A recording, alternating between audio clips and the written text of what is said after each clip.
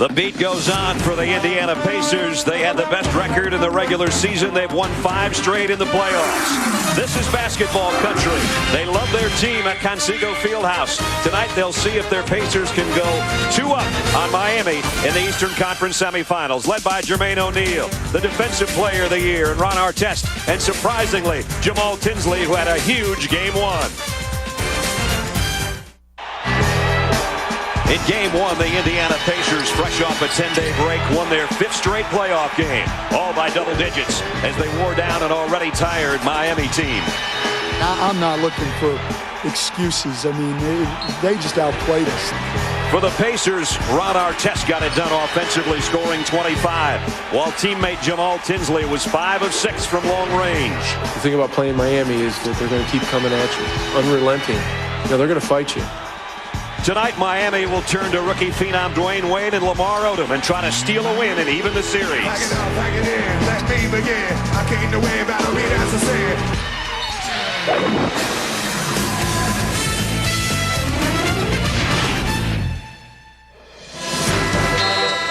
The Pacers walk into their house again tonight with a chance to make it 6 straight in the playoffs. A chance to make it 11 in a row over the Miami Heat. As we take a look at the McDonald's NBA Eastern Conference brackets, Detroit with a come-from-behind win led by Chauncey Billups and Rip Hamilton lead 2-0 on one side. Indiana trying to do the same here tonight against the Miami Heat. Welcome to Conseco Fieldhouse in Indianapolis, everybody. I'm Brad Nessler. My partners, as always, Dan Marley and Sean Elliott. Let's talk about the Pacers right now. Best record in the regular season, still rolling along.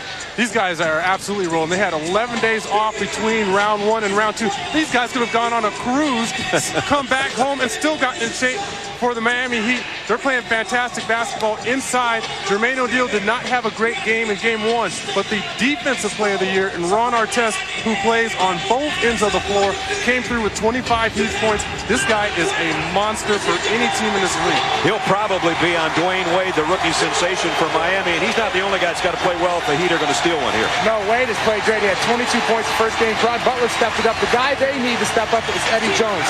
Only had 4 points on 1 of 3 shooting. He's got to be more aggressive if Miami wants to win tonight. Let's take a look at the Bud Light starting lineups. Is it starting to cook here in Conseco? Up front. It looks like this for Miami. Butler, Odom, and Grant up front with Jones and Wade in the backcourt. And on the other side, Jamal Tinsley and Reggie Miller. Ron Artest, Jermaine O'Neal, and Jeff Foster. Bernie Fryer, Bill Spooner, and Joe Forte are our officials. And on a sold-out Saturday night in Game 1 of 2 on ESPN, we are underway.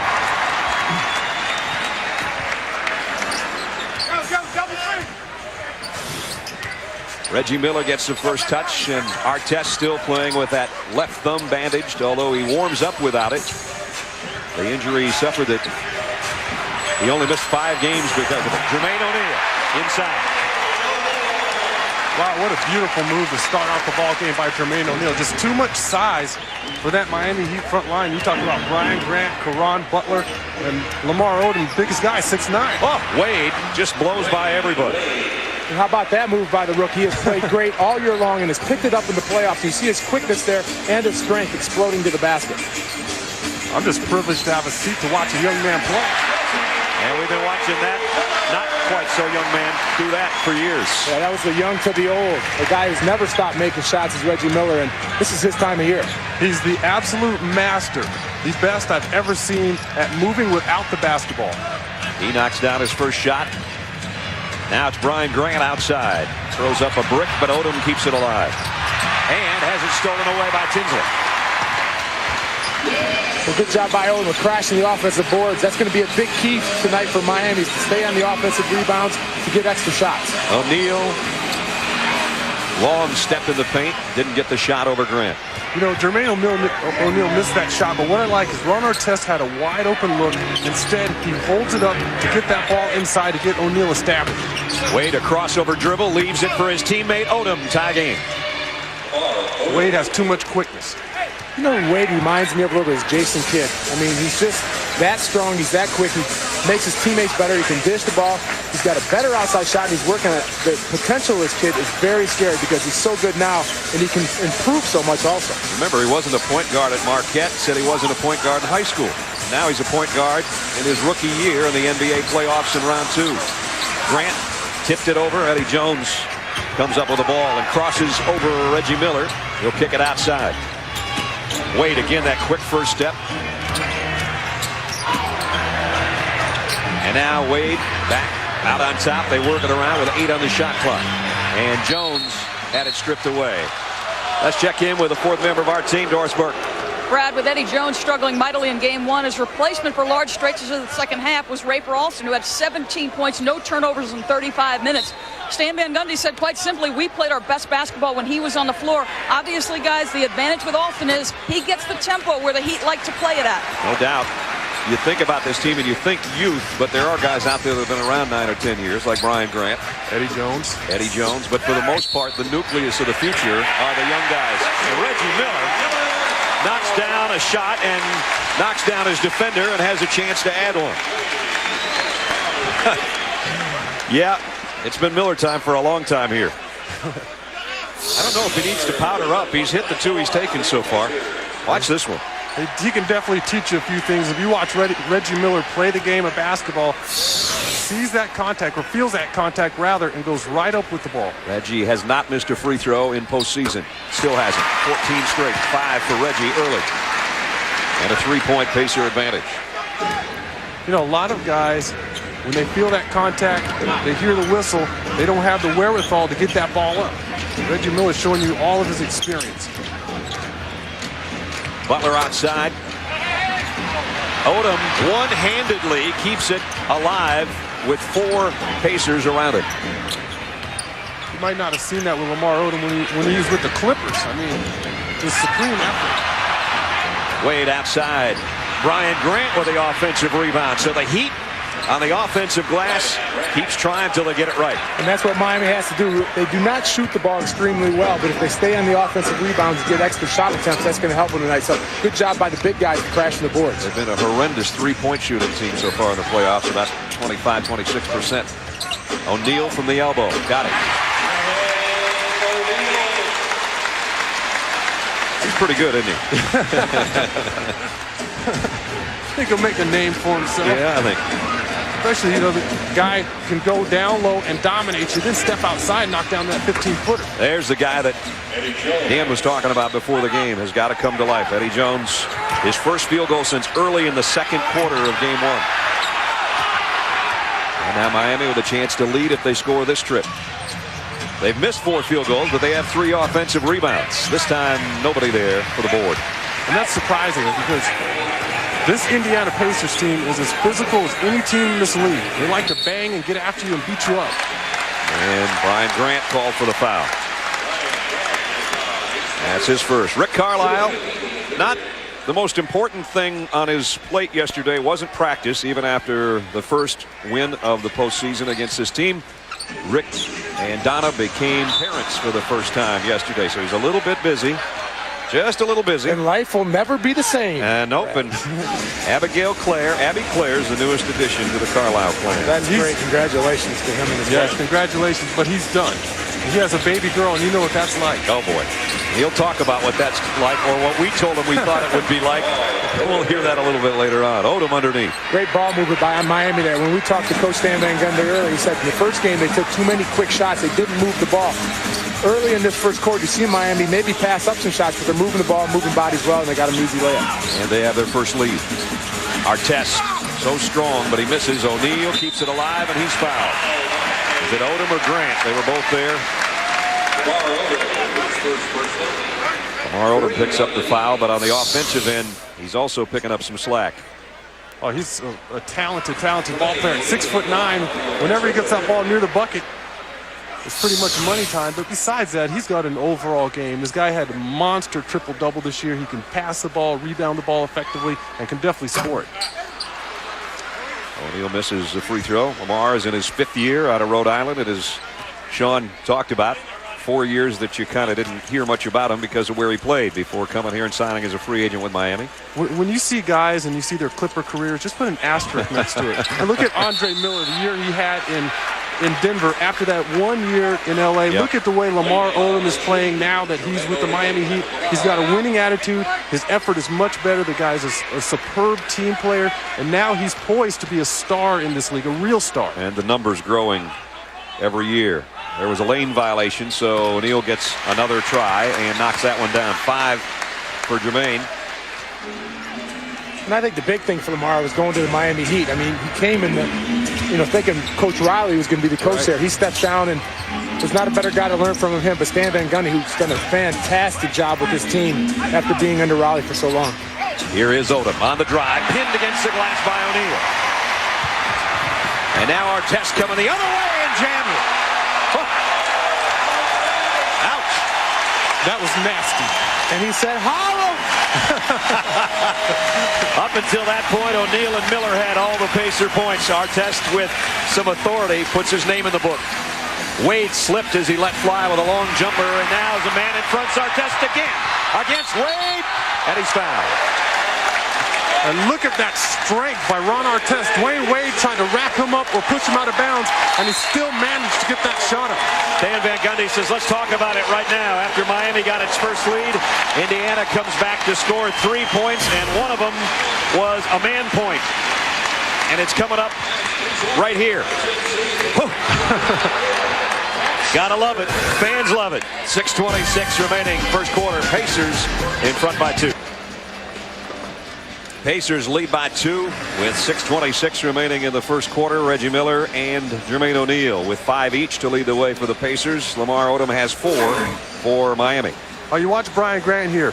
Is he playing for the Heat or the Miami Dolphins? You watch this block here that allows Lamar Odom to get an easy 2 points. He just absolutely takes Jeff Foster right out of the play.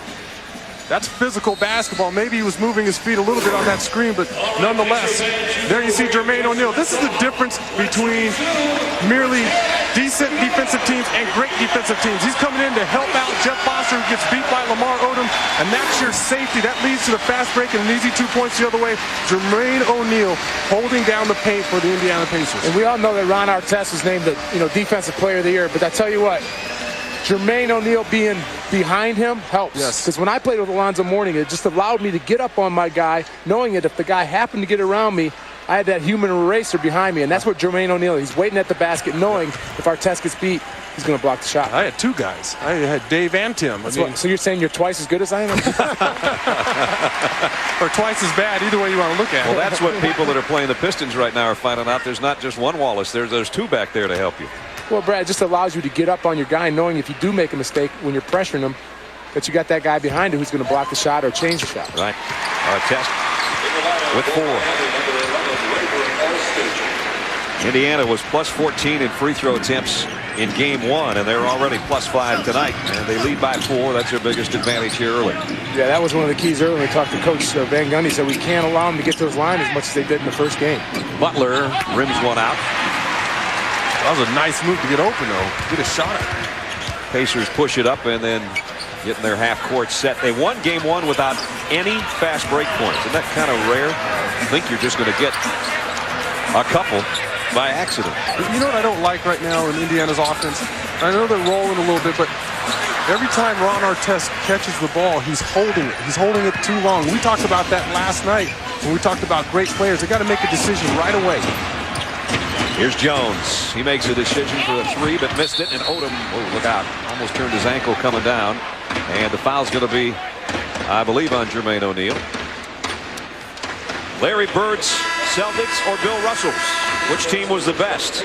Log on to NBA.com and cast your votes in the first round matchups of the all-time finals challenge only on NBA.com. And there is the president. The legend. The legend. How come he's always standing back there? Doesn't he have nice seats? I don't know. I just think he's too nervous. He's always got the gum going, and he's always right about there. Larry Bird, the president of basketball operations for the Pacers, the man that hired Rick Carlisle in late July and then saw the Pacers go to the best record in the regular season at 61-21. Just over 5 minutes remaining first quarter. O'Neal kicks it out. Nice work around the perimeter, and now Artest trying to leave it in the paint, turns it over. And Rick Carlisle doesn't like the call. It's going to be Miami ball. The officials might have a little conference here. And they turn it around. That's why there's 3 of them. Surprise. We'll get another look. There's the ball going off the foot of Eddie Jones. And it was a matter of, did Fred Jones touch it or not? Finally, they say no. And that's where Rafer also needs to come and get the basketball. You're the point guard. And they give it right back anyway. Fred Jones, the only guy off the bench for either team so far, here with just under 5 minutes to go in the first quarter. Miami, it's fun to watch them play defense because they trap so hard, they rotate, there's always bodies moving, so they're doing a good job on the defensive end. On a little runner. And Rafer Alston. I mentioned Jones being the only guy off the bench. Rafer just off the bench for Miami, and he scores immediately. Nice little ball fake. Got himself in the lane. They're not settling for any jumpers. They're going strong to the hole. That was pretty strong for O'Neal. It seemed like he had a swarm of Heat players around him. He just muscled it in. He's too long down there. He's got long arms, and he's able to just put the ball right over the top of Brian Grant. They just don't have anybody that can counter him size-wise. He's not yet. Great look by Grant to Odom. Easy one. Nice pass. And again, that was that set play for Odom coming off the pick and roll. Gets a back screen. Brian Grant delivers a perfect pass to a cutting Odom. Odom was 6 to lead the way for Miami. And the collisions between O'Neal and Grant. And the foul is going to be on O'Neal. Well, the young guy tried to make an old man move there. He tried to grab Brian Grant's arm and then flop. And Joe Forte said, I had nothing to do with it. Yeah. Brian Grant trying to get out of that wrestling match. O'Neal just wrapped him up and then fell. And Joe Forte, I've seen that before, young guy. And now Stan Van Gundy goes to his bench again. Malik Allen will check in. Jermaine O'Neal with his second foul is going to sit down. And Austin Crozier's come in to the Pacers lineup. There's Coach Van Gundy. Quite a turnaround from a year ago for this Miami team. They won 25 games last year, 42 this year. And of course, he took over the job just when the season was beginning. As Pat Riley stepped down to kind of the amazement of everybody, and in stepped his top assistant, first season as head coach. Such a pleasant guy to be around compared to his brother, isn't he? Probably, I know, it's only about his 14th Diet Coke of the evening. Now, I know Jeff's watching in Houston. He's going, why did Nessler have to say that? Stan said, on my worst day, I'm in a better mood than my brother is. Artest short on the baseline. There he was, holding the basketball again, taking too long to make a decision. And Alston got out on the break, got fouled by Tinsley, and that's what Doris was talking about early in the ball game. When he comes in, that speed picks up for Miami. Ron Artest, every time he's caught the basketball, and I know what it's like, you want to play one-on-one, you're holding it a little too long. You got to make a decision right away and go with it. Quit messing around with your defender. The defense is not moving. Alston almost had it taken away, and now he does. Fourth Miami turnover. A little too much dribbling going on in the paint. Well, I agree with you about Artest, but he had such success in the first game of holding the ball, driving and getting fouled and getting to the line. And, the Heat are doing a good job of keeping in front of him and making shoot jump shots. Al Harrington trying to go around Lamar Odom, stepped on the baseline. That's what's happened right now with the Indiana offense. Again, Al Harrington now, he's catching the ball on the baseline, and he's holding it. Everybody's trying to go one-on-one here instead of continuing to move the basketball. Anthony Johnson also checks in for the Pacers, so a different looking lineup. Crozier, Artest, Fred Jones, Harrington, and now Anthony Johnson at the point. Just like Coach Van Gundy told us before the game, if you let a defense load up against you, they're going to win all day long. Eddie Jones knocks down a three. And just like that, the Heat goes back in front for only the second time in the ball game. Eddie Jones with 5, and his last jumper is given the Heat a 1-point. Welcome back to Indianapolis, where the Heat have a 1-point edge here in the first quarter. And sitting alongside me, Janice Banks from Ben Davis High School, a outstanding student athlete who will attend the University of Wisconsin on a full basketball scholarship. But I guess probably the most popular person at your high school. How on earth did you get Jermaine O'Neal to agree to go to the prom with you? Well, I played in the All-Star game that he sponsored. It's called the Jermaine O'Neal Shootout between the Marion and City County and players in Indianapolis, and we were at a press conference, and I was just kind of sitting around joking. I was like, hey, were you taking to the prom? And he was like, yeah. And I was like, yeah, right, okay. So like 2 weeks later, I see him at a banquet. I'm like, so what's up with the prom? And he said, no, I'm still gonna take it. We just gotta see when we play our first playoff game. So like our prom was on April 17th, and then like Wednesday they found out they played the Celtics on Saturday at like 1 o'clock though. And he was like, okay, I still might be able to take you, after the game. He's like, I'm gonna call you back later time and tell you my definite answer.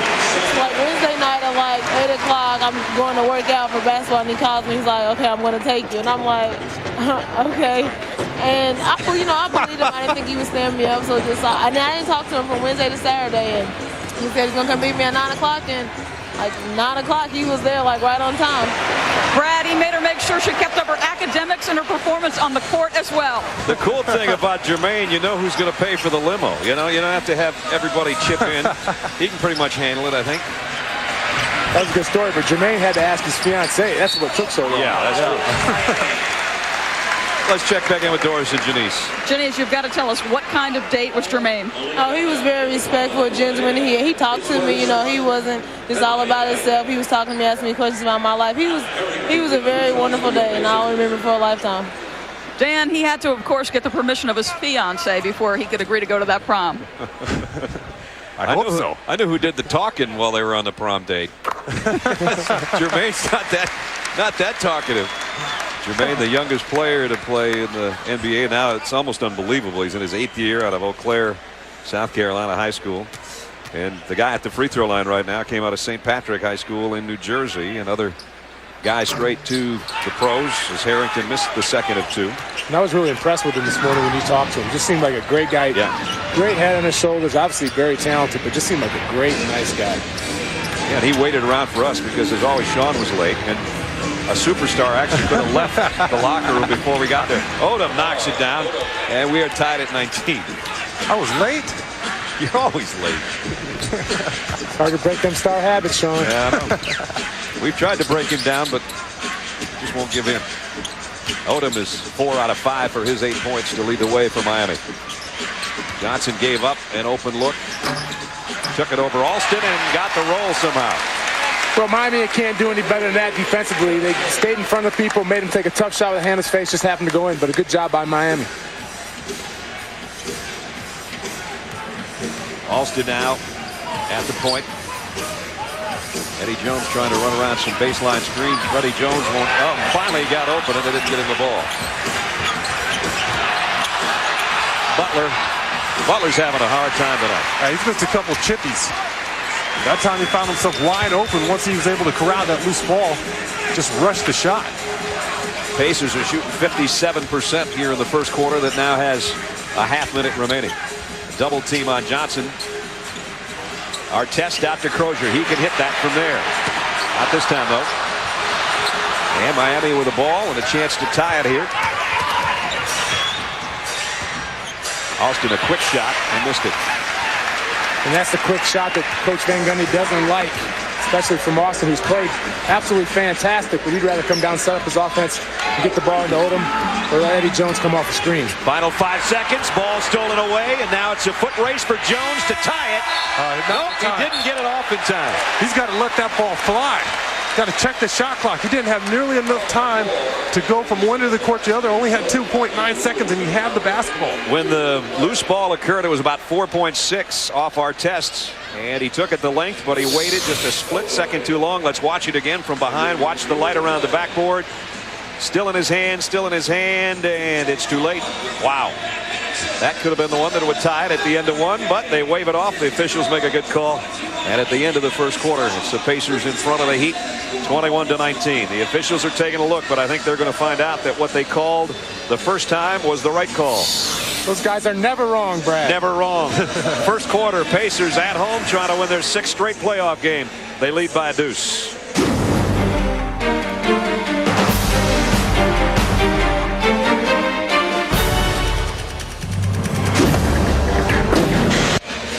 Rick Carlisle every year gets better. 61 wins in the regular season. Up until now, for he and his wife Donna, it's always been about Norman and Zoe, their dogs. But there's a new player on the team.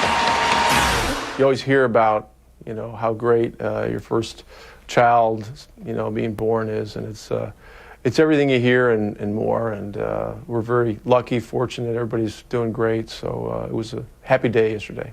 Baby girl, she'll have you wrapped so much around her finger that her whole life you're done. We were just telling you. Yeah, I'm not sure how coachable she's going to be based on yesterday. She'll have a good jumper though. She will. She will. Congratulations. Carlisle's Donna and baby girl Abigail Claire are doing fine. And I don't want to say that Rick is stoic, because at 42 years of age, maybe that's the wrong word, but that's about as big a grin as you're going to get out of that guy. Well, that's why I said he was done earlier, because once you have a little girl, they're just going to wrap him around their finger. Exactly. And I was going to tell Rick that with 17 years of experience with a daughter, that there's only about 2 years in there where you can coach him. So he doesn't want to be thinking that he's going to find a way. See if we got everybody okay down there on the baseline. Miami's got to find a way to get to the free throw line. They haven't shot any free throws this game, and Indiana's been there 7 times. But Miami has shot 22 field goal attempts to Indiana's only 15 and made 1 more field goal. So they're shooting the ball more often. That has a lot to do with their offensive rebound. Considering how terrible they are shooting it from the outside right now, they should be happy they're only down by 2. This time it's stolen away by Odom. As Jones had his hands on it, he just ripped it out of there. So again, they have another chance. Odom is a completely different player mentally than he was when he was playing for the Clippers. And here he is underneath. Had it blocked. He's still down, and the Pacers have numbers coming the other way.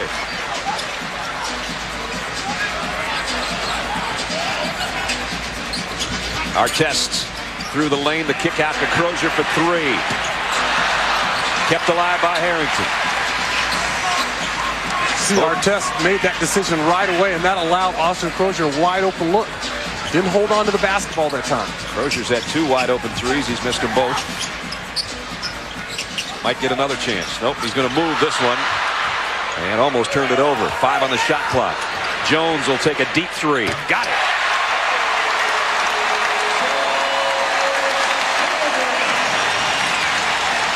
Biggest lead of the night for either team. And Freddie Jones is super talented.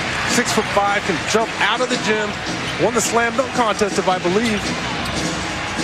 And guy can fill it up from outside as well. Just a huge bonus for this Pacer team off the bench. Wade going to work with 3 on the shot clock. He's fouled by Jones. Freddie Jones, only his 2nd year out of Oregon, and he's going to be a good one. He's really about 6'3", I believe. And look at this. Austin Crozier able to save the basketball. Little sloppy possession there by the Pacers, but there Jones is bailing his Pacer team out. Beautiful shot. Tremendous athletic ability. His numbers have jumped in the playoffs. He only averaged 5 points a game in the regular season, up to 8 points, 3 rebounds, and 2.5 assists now in the playoffs. Freddie, who led the Oregon team to the Pac-10 regular season title and the Elite 8 in the NCAA 2 years ago. Built like a tank. Yep. 6'4", 210. I used to play at 215, at 6'8", almost 6'9". Wade got 1 of 2, but he got it back, and he'll take a runner over O'Neal. I just love the way this kid plays. I mean, he's got so much strength and ability to get inside and finish. I mean, he's just going to be a great player. He already is, but as a rookie, he's unbelievable. Johnson had one rattle in and out. Well, the key with Wade is he can get to any point that he wants to on the floor. There's a great bounce pass by Wade to Grant, but he short-armed it a bit. Now muscles inside to get fouled. What's more amazing about Wade is his ability to handle the ball. He's never played point guard in his whole career.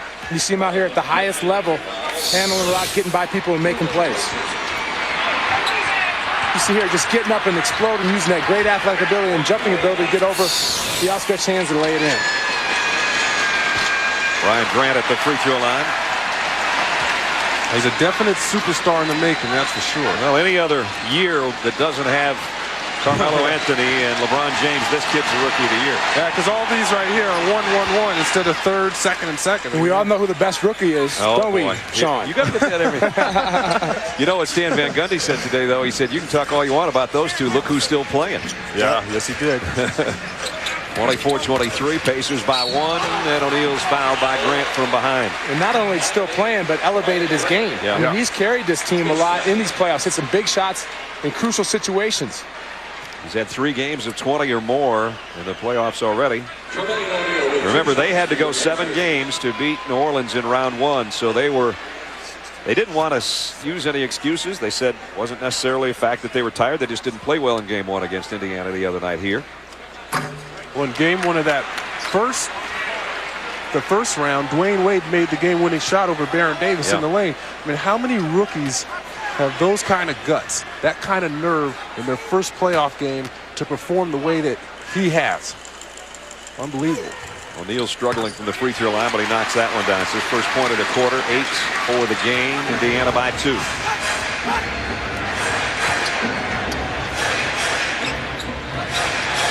Indiana dropping back into a little bit of a zone here. Use all those long arms to contest shots. Boy, tough turnaround for Malik Allen. They're doing exactly what Stan Van Gundy wanted to do. Starting the ball on the strong side, working it to the weak side, getting into Allen for a little post-up jumper.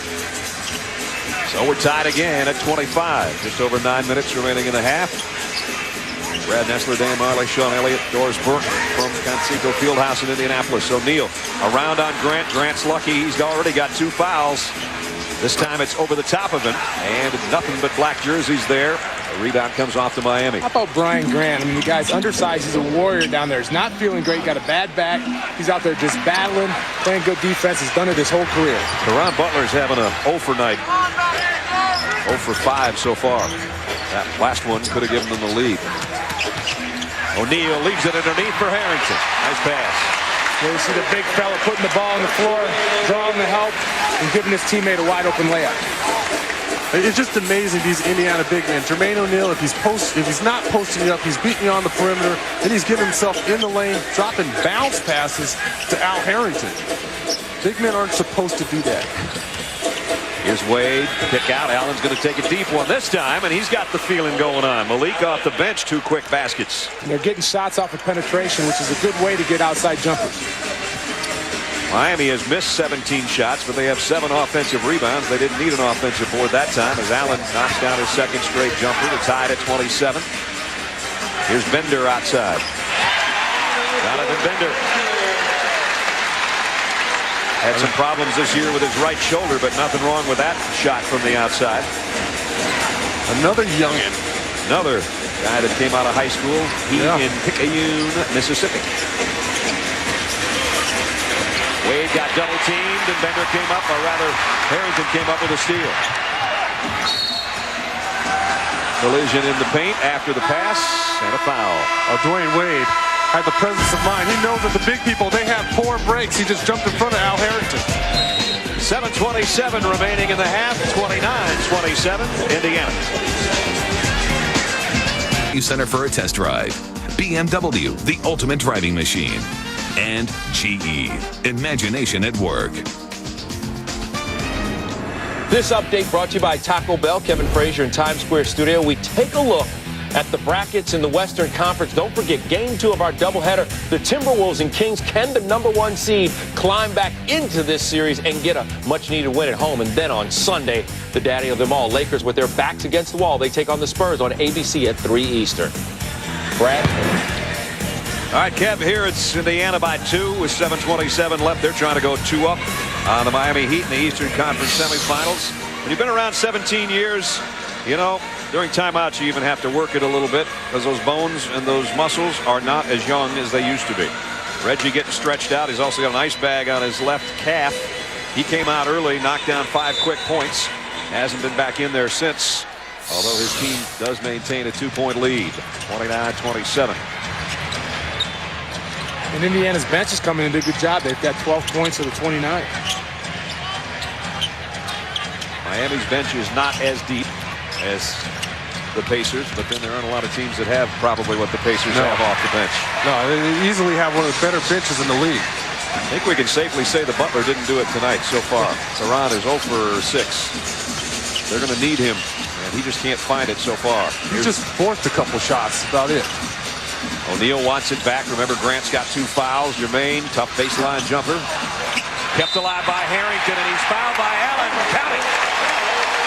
That's just sheer desire and muscle right there. He just undressed Allen underneath the basket, got the rebound, and laid it in with the foul.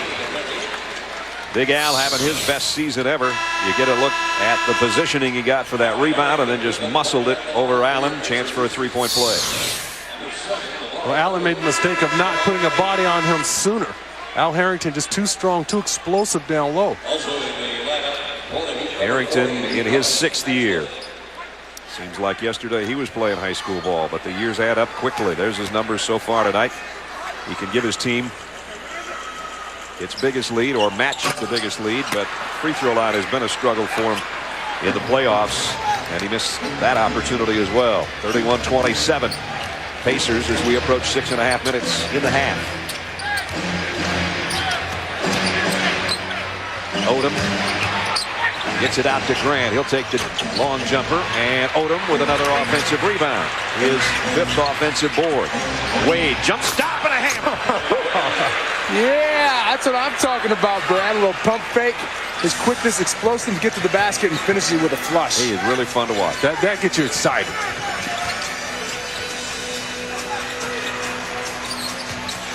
Bender driving and trying to dish underneath to Harrington. Is that going to be 3 on Grant? He looks up at the scoreboard, and that's the call, and that's trouble because they don't have a lot of power underneath. And as Sean said earlier, playing undersized in his 10th year at 6'9" and trying to match up with O'Neal and Harrington and company. And here's his 3rd foul right there. Oh, yeah. Got your hand caught in the cookie jar that time. Brian Grant, like you said, has done a fantastic job underneath. He's had to work extra hard when you figure with Al Harrington, he's got the job of covering Al Harrington, Jermaine O'Neal, the 2 big guns inside for the Indiana Pacers. This guy has his hands full this series. Ryan will have to sit the rest of the half. Harrington at the free throw line knocks it down. 6 points for him. Don't forget tomorrow on TNT, Pistons and the Nets. Game 3, the Pistons out in front 2-0. Big come from behind win last night. Monday, it'll be the Pacers and the Heat on TNT. And the Timberwolves and the Kings, 10:30 Eastern, 7:30 Pacific. And of course, Minnesota and Sacramento will follow us tonight. Game 2 of our doubleheader. And you talk about a team that needs a win. That's Minnesota. They better win. Artest muscles his way around and scores 6 for Ron. Yeah, when Artest makes up his mind he's going to go to the basket, there's no way Eddie Jones is going to stop. You saw there, he got in the lane, tried to draw the foul, didn't, and still made the bucket. Brian Grant, you saw on the bench. He only played 18 minutes in game 1 because of the same problem of early foul trouble. Wade does a little dipsy-do in the lane and draws a foul from O'Neal, and that is 3 on him. 3 on O'Neal, 3 on Grant. Dwayne Wade, just a rookie, playing like a veteran. 5.5 to go in the half. His team is down by 5. We'll talk more about Dwayne when we come back. Talked about the rookie sensations this year. LeBron James won Rookie of the Year. Carmelo Anthony finished 2nd. But the guy that's still playing is the guy that we're watching tonight, Dwayne Wade. 16 points, 4.5 assists. In any other year, he would have been the guy. And he is a talent that's not even tapped yet because he's playing the point guard position, something he hadn't played at Marquette. And he does a lot of things well, guys. Well, you watch here. After the turnover, he's going to get back on defense. And you watch, here's Dwayne Wade. Watch what he does here on this play. He jumps right in front of Al Harrington, establishes position, draws the charge, and nullifies the remaining play. I mean, that's it. That is a heads-up play by anybody. There's his numbers tonight, his numbers from game 1. He's at the free throw line here. I remember last year we were doing a regular season game late in the season in Minnesota, the Timberwolves, and the day before we went to the Midwest Regional at the Metrodome when he had his Marquette team there in the Elite 8. And you want to talk about a kid that just lit up a whole building with the performance he put on in the NCAA tournament. And he opened a lot of eyes, and he opened the eyes of the Heat enough to make him their #1 pick. And boy, are they happy they did. He's going to be a star, that's for sure. I mean, a big-time star. Artest in the paint, off the glass, same move he had earlier. He likes that spot. That's just old school. I mean, it's not pretty, but he just backs you down, uses his strength and his size, even over a guy who's taller than him and Odom, and lays it in. My question is, where's the help? Well, Miami doesn't like the help. They don't. They trust their guys to play you one-on-one and get the job done. And, you know, Odom just couldn't get it done there. Odom couldn't get it done on offense, got the ball back, but I think they're going to get him for a foul over the back, as he would have had his 6th offensive rebound, but instead he picks up his 2nd foul. Odom, that long wingspan. He plays taller than the 6'10" that he is. He didn't like that last call, nor did his coach. So he's got 2 fouls. Brian Grant already on the bench with 3. Udonis Haslem and Malik Allen are going to see more and more minutes. They're both on the floor right now for Miami. Nice job defensively there by Eddie Jones actually came up with the turnover. Eddie Jones has a long wingspan also. Here he is. Pass over the top of Hill. Thought he was going to take the 3 there, but he didn't. Wade gives it back to Odom on the baseline, and he missed a jam. But the guy that prevented him from scoring, Harrington's down. I don't know if Lamar's knee got Al low on the follow-through or what, but he's in some pain, and he's heading to the bench if he makes it that far. We'll check on Al Harrington, and we'll be back with 4:09 left in the half right after this timeout.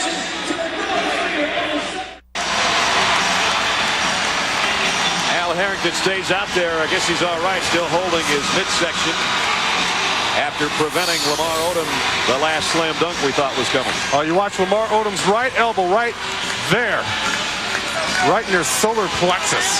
Got him a nice rib shot, but they did everything right on that play, just couldn't complete the dunk.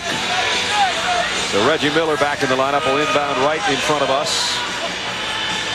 Boy, Reggie just looks as young as ever. Looking to get his hands on it. Had 5 early points, lobs it underneath to Artest, who's double teamed by Butler and Odom. Artest weaves through everybody, had his shot blocked. Well, see, there was help defense there. He tried to go from one end of the court all the way to the other side. Dwayne Wade with a little spin move, and he gives it up. Well, they got help there because they fronted the post. Boy, and if they got the ball over, then they went to the double team. And once they got out of the double team, Artest took all the baskets. Good job by Butler staying in the play and getting the block. Miami's got some foul trouble now, fellas. That is 3 on Wade, 3 on Grant, 2 on Odom, even 2 on Malik Allen, who's had to come in and do some of the work underneath. And just like you said, Brad, they don't have the depth to withstand that foul trouble if Indiana continues to apply the pressure. No, you're right. They only like to play, 7, maybe 8 deep. So with all these guys in foul trouble, it's going to be hard for Miami, but they're doing a good job of keeping it at their pace and working the ball and getting some good shots. They're hanging in there. They only trail by 5 with 3.5 minutes remaining in the half. Butler, the kick out to Alston, and he's called for a foul. On the offensive foul, trying to give it up. It's a college game. Well, you can't leave your feet in this game because if you do, you know there's somebody going to be there to take the charge. So many charges in this game. Pacers right now have Miller, Artest, Tinsley, Foster, and Harrington. Artest again trying to go to the rack, and again, back-to-back times he's had his shot blocked. Odom. Alston. And out of bounds to Miami. They'll get another chance. That was a nice move by Ron Artest, but again, the Miami Heat there to cover up the rim. Artest going right around Butler, but you see Odom coming out of nowhere with those long arms. They just extend out of nowhere. Miami has missed 5 of its last 6 shots. They just can't cut into the 5-point lead. They need some offense from somewhere. Odom had a thought from 3-point land and now gives it up. Tinsley and Artest run together, and Miller for 3. Foster with the offensive rebound, and whoops, look out. Haslem and Artest get tangled up underneath. Ron Artest picks up the foul. Only his first, though. Pacers don't have the foul trouble that the Heat have, and they lead by 5. The NBA playoffs on ESPN continues in a moment. We are just moments away from the Toyota halftime show. We'll have a preview of Game 2 between the Kings and Timberwolves. Can KG bounce back? That's all coming up in moments. But, guys, your thoughts on the first half so far? Miami battling, Greg. Miami battling. This game is very similar to what you saw last night between Detroit and New Jersey. Miami looks good as long as they don't have to get deep into that bench, and the depth of Indiana typically will win out. Nothing surprising here. Miami's coming out there fighting. They're scrappy. We all know this. However, Indiana's right there, ready to pull away once the fourth quarter begins.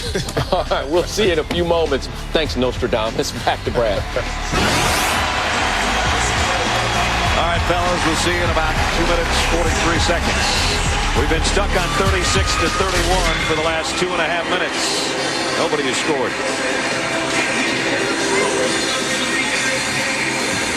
We've had stagnant basketball is what we have had. Well, Miami's got to find a way to close out this half. They got a bunch of guys in foul trouble, so they need to find a way to keep it here, get closer going into halftime. Alston around, an Odom pick, got it back to him, and Foster knocked it out of there. 10 on the shot clock. And now Alston's tripped by Artest, who picks up his second foul in the last minute or so. We talked about some droughts, and there have been some. The current ones are as follows. Artest, his reaction was priceless. But you have to love the way that he continues to dog people on the defensive end. He just stayed after Rafer Alston. Rafer goes to the free throw line. It was all over him. He'll chase guards, chase small forwards, he'll bang with big men.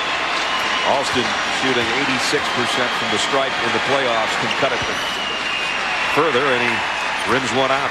And the Nestler curse lives. I just got to lay off these guys. It's nice to keep up something, you know, game to game. Some consistency. Reggie Miller double teamed and fouled.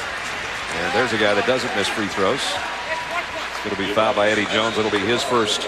Coming up tomorrow on ABC Sports at 3:30 Eastern, 12:30 Pacific. Game 3, Spurs and the Lakers. Lakers need a win at home. Coverage starts at 3 o'clock Eastern with GMC NBA Hang Time with Mike and the gang. And then Al, Doc, and Miss Monday Nights. Michelle Tafoya will bring you the action on ABC Sports. Reggie Miller, 15 for 15 from the free throw line in the playoffs.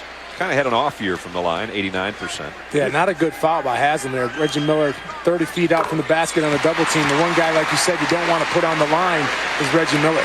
Oh, you know what the most impressive thing is? Doris Burke was breaking down Reggie's release to us last night. She talked about his guide hand on top of the basketball. It's like, hey, you know, I hadn't thought about it. And there you see it very clearly on his free throw. They find a way to go in, don't they? And Jones trying to come up with his own loose ball, turns it over.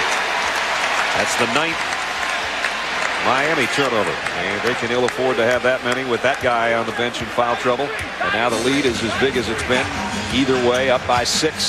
Just under 2 minutes left of the half. Yeah, big possession here. But Miami's got to find a way to stop Indiana. They don't want this to get away from them this close to the half. Artest back in Butler. In comes outside to Tinsley. Man, that one he took from Terre Haute. They kept flying. West going to Chicago. Yeah, I don't know. Still going. Odom off balance on the drive. Kept alive and then thrown out. Reggie Miller saying that he didn't touch it. Reggie will plead his case right in front of us, and I think he's going to lose it, I guess. And Reggie definitely has a case because I don't think he touched it either. That ball was coming right at us. I didn't think it touched him, but we got a technical foul on somebody. We have a technical foul on number 7, Lamar Odom. Lamar Odom gets the technical for that. Well, he's complaining, but, you know, Al Harrington just moved out of the way. He caught his foot, and he continued to go. He probably thought he got pulled down, but Al Harrington was just avoiding the contact. And Udonis Haslam got that loose ball and tried to get the outlet. Went over Reggie. And Reggie hits the technical on a free throw. Now they come back down on the other end. And Rick Carlisle's pointing up at the replay screen as if to say, if you guys had looked up there, you realize Reggie didn't touch that ball. Doesn't matter. It's going to be Miami's ball out of bounds. 7-point lead now. And Reggie seems like an upstanding guy who would rarely lie. I knew you were going to say something about that. Jones on the baseline. They needed that shot, did the Heat, and they didn't get it. Here comes Tinsley on the run. What a pass. That's some speed on it over to Harrington. That was scary. Thought he was a little out of control. Minute left in the half. Harrington out to Tinsley. And he gets it right back to him. Yeah, two New York legends going after each other there. Tinsley gets around Austin and delivers the perfect pass for the dunk. Miami. Austin's got to keep his feet on that play. He allows Jamal Tinsley to get in the lane and drop that easy bounce pass off to Al Harrington. Really the first run we've had in the game by either team. 10-3 to the home squad. Pacers with 50.8 seconds remaining in the half. Trying to take over the game here in the late stages of the second quarter. Harrington with a slam has given his team its biggest lead so far tonight. Pacers by 9. We asked real mechanics what they think of the new Stanley Professional Grade Mechanics tool sets. There's no difference in quality between these and the tools I paid a lot more money for. It's just a good deal. They're excellent. Stanley's new mechanics tools are made better to last longer because they're built pro grade tough. Period. During this special limited time offer, log on to StanleyTools.com to receive a rebate coupon worth up to $10 for the name of the Stanley Professional Grade retailer near you. Call or go online now. I said it was the first run of this game, but they've had some big ones earlier in the playoffs. You look at these runs, and really what you want to look for are these numbers back here. The 8, 4, 10, 9, 5, 3. I mean, you're talking about a team that plays defense when they're able to go on humongous runs. These runs are not small, and whenever you see that, you look at other teams, they'd be happy to have one run like that a month, not much less 5 games in a row. Udonis Haslem with a tough shot off the glass. And they're doing it at the right time, right before halftime. They're taking away Miami's momentum. They know they're in foul trouble, and Indiana's putting the killer punch on him right before half and being aggressive.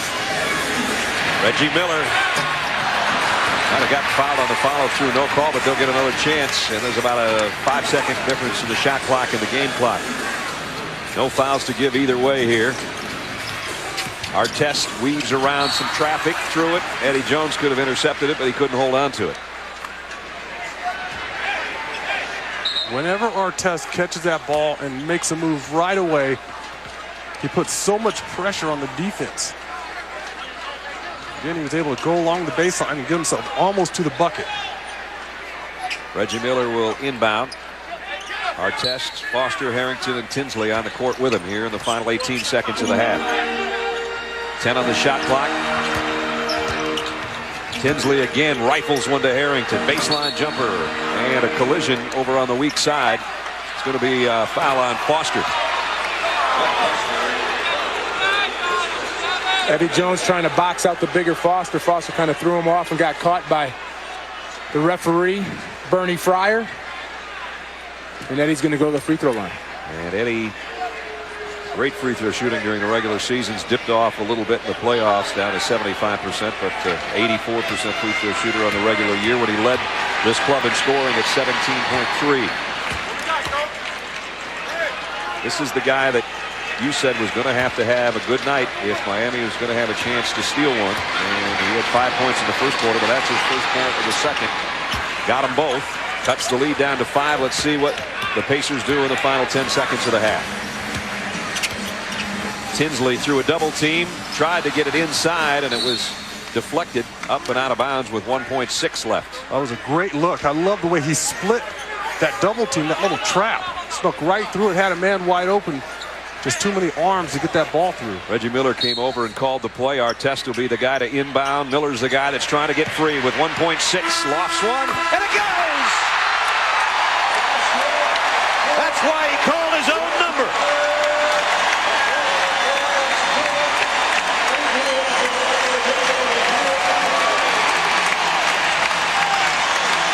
The officials will officially have a look at it. But it looked good from here. The best three-point shooter in the history of the game with 1.6, called his own number. Artest got it to him right there. A moment of hesitation and let it fly. And it's good all the way. And you might add that not only is the best three-point shooter, but he's the best in the clutch at shooting the three all time. Woo. Wow. Reggie with 11 leads all scorers. Jermaine O'Neal has 8. She's with Doris. Jermaine, once again, it was the defense that set the tone for your basketball team. You held Miami under 40% shooting. What were you doing so well on that end of the floor? I don't know, just playing together. We still don't feel like we played the best defense that we normally play. We're giving up a lot of offensive rebounds, which is so unlike us. But we got to come out and raise up the intensity, control the boards, and get some easy transition points. You were displeased with your own offense in game 1. Tonight, balance around you continues to be the key. Is that what makes this team so dangerous? No, we're very dangerous. When we get guys going, we have so many different guys that can hurt you on both ends of the floor. When we get that type of effort from everybody, we're extremely tough to beat.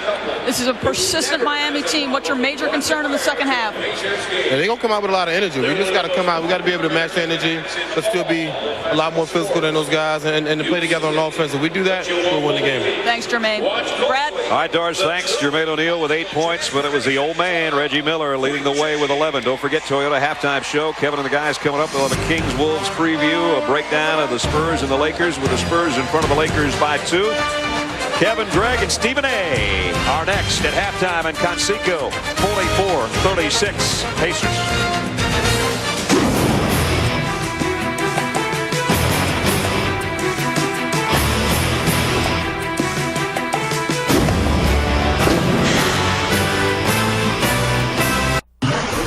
Welcome to the Toyota Halftime Show.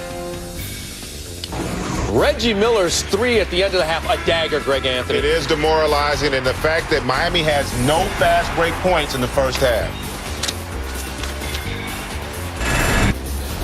Welcome to New York City, and there is our McDonald's NBA bracket board hanging out in Times Square. And actually, it's a great place to be tonight. Meanwhile, inside Times Square studio, the Lawrence O'Brien Trophy. That's where it stays. That's where it resides. We hold it up every once in a while to feel good. Home. It would look great in your living room. Well, we will talk about this game and the Lawrence O'Brien Trophy and other things in a moment. But let's get to game 2 of our doubleheader. Kings and Timberwolves. And can the Timberwolves bounce back and get back into this series after being stunned in game 1? Let's check in with Mike Breen. He'll have the call. The Sacramento Kings look to make it 2 in a row on the road. Very impressive Tuesday with the victory at the Target Center in Game 1. No one more impressive than Mike Bibby. Not only the 33 points on the offensive end, 4 steals on the defensive end, as Bibby really starting to get a reputation as a big-time playoff performer. Bill, what impresses you most about his postseason play? Mike, it starts with his consistency, and then it goes to his discipline, his leadership, and he brings back the art of the mid-range jump shot. His execution of the pick and roll is tremendous. Mike Bibby has played 32 NBA playoff games. He has had at least 20 points in 18 of those games. He leads the NBA at over 25 points per game in these playoffs. Meanwhile, the Kings have some new injury problems. For more on that, we go to Jim Gray. Mike, thank you. Doug Christie has plantar fasciitis in his left foot. He aggravated it in game 1. I just spoke to him as he came in. He said it has not gotten any worse, but it has not gotten any better. According to Pete Youngman, the trainer who I also spoke to, this is an issue. Now, Christie says he's about 65 to 70%. He will be out on the court. He will play as hard as he can, and he will try and stay in the game, but keep your eye on his left foot throughout the game. Mike?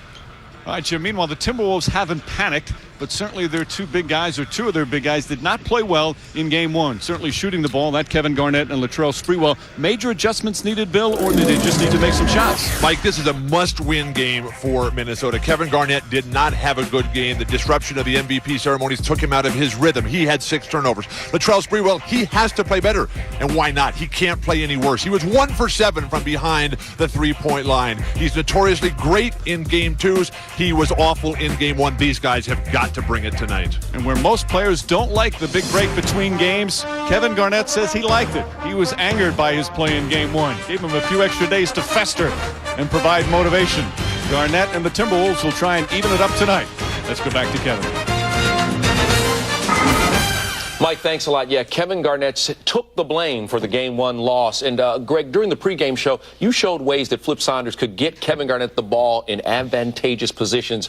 What was that? Well, the big thing is you had a lot of times in this game where Kevin would just run directly to the post and they try to feed him and overpower Sacramento, which played right into what Sac wanted to do defensively in terms of being able to double team. You got to put Kevin Garnett on the move, put him in motion from strong side to weak side, from high to low post, confuse the defense so they don't know where the double team's coming. You'll see a much much more effective Kevin Garnett in this game. Stephen A., we heard Jim Gray with Doug Christie's injury. You talked to Doug after Game 1. Well, he was questionable coming into Game 1 until a couple of hours leading up to Game 1 because he didn't know whether he could go or not, but he wanted to take one for the team and do whatever he could. But even after the game, he said it hadn't gotten any worse, but it wasn't feeling any better. He was definitely worried about whether or not he'd be anywhere close to 100% for Game 2. Craig, what does that injury mean?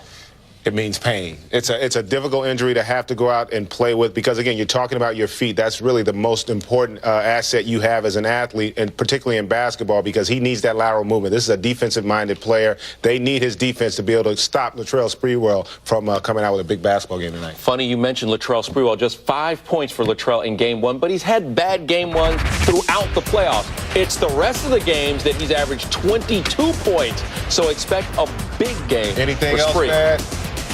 Nothing That's else a big collar. Nothing else bad. And there's a bad man right there. Ron Artest, his offensive game continues to improve.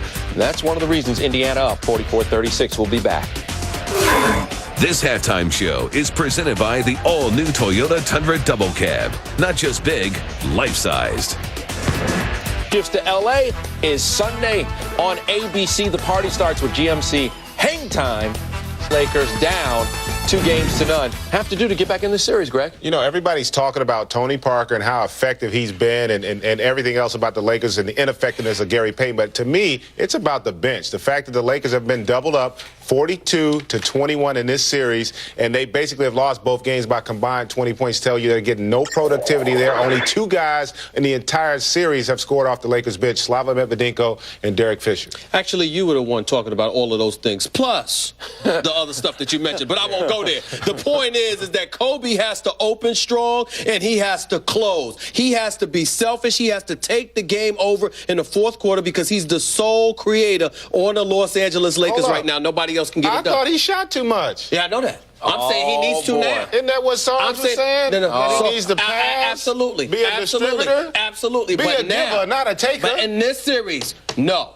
Forget all that. Okay. I'm not denying I said it, unlike you. I'm telling you, he needs to go be selfish. The game is coming up next. Sarge is going to get y'all. This halftime show is presented by the all-new Toyota Tundra Double Cab. Not just big, life-size. Welcome back to the 2004 NBA playoffs on ESPN.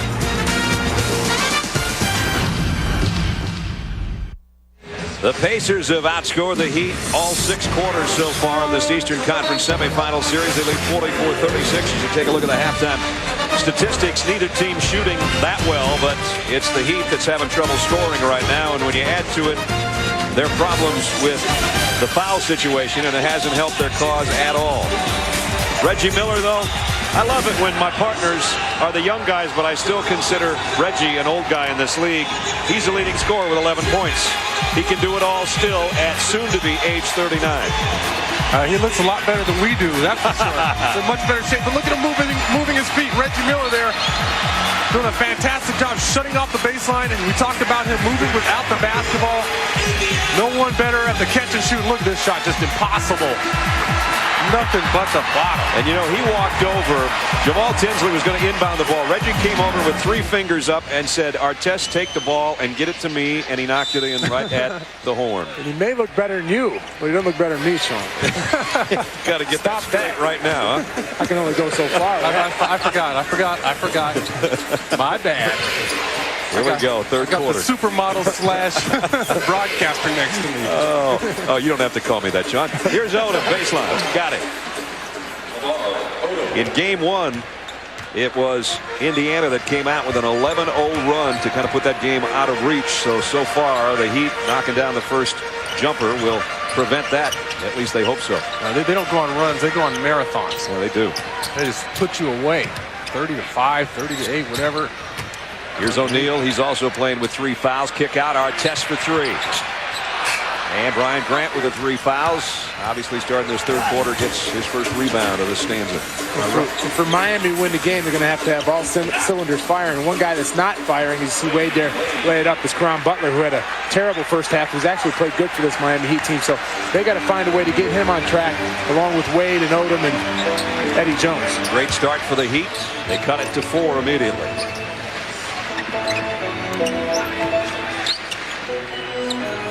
O'Neal and Grant, the battle to watch. And O'Neal in traffic, has to just get rid of it. Karam's off the glass. Let's check in with Doris.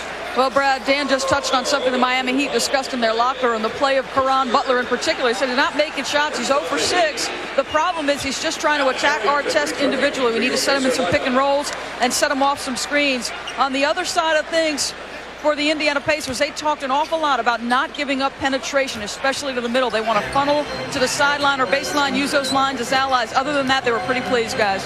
Well, the Heat has more trouble because Lamar Odom was called for his 3rd foul, and Reggie Miller knocks down another 3. You know, he catches that ball out there. It doesn't even look like he's got his feet set. And the ball is away. Well, it's so hard to guard because he uses his screen so well, and all he needs is a fraction of a second to get that shot off. Heat turns it over after their good start to the 3rd quarter. They end up with a foul. Now another foul. Eddie Jones has his 2nd. Reggie, we talked about it at the beginning of the telecast, the way he moves without the basketball. He's never in a rush. He takes his time. Like you said, Dan, he knows how to use his screens. He doesn't have to come out wide there. He cuts on the inside. Takes what the defense gives him. The problem there with Eddie Jones' defense, you saw him on one side, and you want to force him one way, which he was trying to do. But the mistake he made is you let him go the opposite way, and then you just can't guard him. You got to force Reggie one way and be committed to following him around the other screens. The Heat trailing by 7. Try to steal one on the road. They're very good at home, and they know that. Wade has 4 in the quarter and 13 for the game. He's the leading scorer for Miami. Kid's unbelievable, man. His poise, his strength, his ability to get to the basket and finish. It's fun to watch him play. Yeah, he's a sick joke on the rest of the league, that's for sure. Here's Reggie in traffic. And a fadeaway. Fading too much. Missed the shot. Butler tracks down the loose ball. So an opportunity here to close the gap down to 3 or better, depending if they can score, and Odom does. Lamar's got 12. Let me remind you, he's 6'9". See how he was able to handle that basketball, put it between his legs a couple times, went to the basket. Smooth move by Lamar Odom. Down to 3, hasn't been this close in a while. Reggie on a runner, got it. Good job by Indiana of spreading out the floor, reversing the ball. Reggie still got that quick step, put the ball on the floor one time and got to the basket. 16 for Reggie. This is not good for me watching Reggie Miller. It's probably not good for you either, because then you think you can really go out there and still play. This isn't one of you guys' horse games after practice. Lamar Odom, we've talked about him the entire ball game. The difference between his previous 4 years and the way he's playing now just lulls Jermaine O'Neal to sleep, and that shows you his versatility, able to take the 6'10" power forward off the move. Lamar Odom with just versatile skills. He can go inside, outside. He can shoot the 3-ball. Unbelievable player. Almost with a double-double here early in the 3rd quarter, while Jones goes to the free throw line. Being fouled by Reggie Miller. 8 for Eddie Jones. 3-point game again as he hits them both. Well, what about the experience this Heat team is getting? To go 7 games in that first round, hard-fought series with such a young ball club, how good are they going to be next year? Artest hits a 3. Right back to 6. Well, that's the big thing, and Stan Van Gundy talked with all of us before the game about that very thing. I mean, it's priceless what they gained against New Orleans just by getting here. You're talking about a team that started the season 0 for 7. A lot of people make a lot of that. But when you look at their schedule early in the season, they had teams like Detroit and Minnesota at home. They had the Texas Triangle on the road, so they would have been good to win 1 or 2 anyway. But going from 0-7 to a second-round playoff, only twice has that happened in NBA history that somebody had started a season that poorly and made the second round of the playoffs. The '83 Knicks did it as well, but you're right. This is a team that's going to be on the rise big time next year. And you forget that Van Gundy was handed the team right before the season started, so there was a lot of adjustment there, but what a job he's done. Look at the last 21, 17-4. That's as good or better than anybody else. But make no mistake about it, even though he was handed it, he was prepared.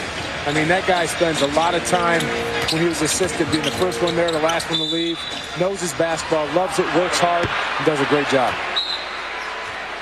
Harrington with the travel. But you know as well as I do, Dan, that when that head coach leaves, if he's not even at practice, the assistant coach better have a whole lot of respect. Otherwise, it's time for the mice to play.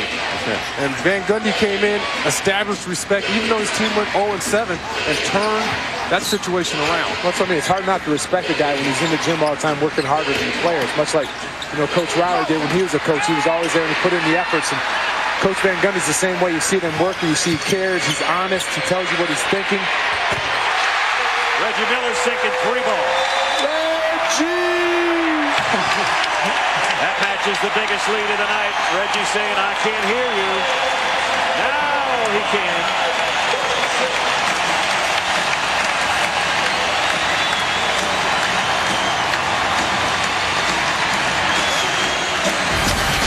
You gotta love it. 38 going on. Rookie knocking down shots, turning on the crowd, turning up the heat on Miami, and stretching the Indiana lead to its biggest of the game. They're up 9.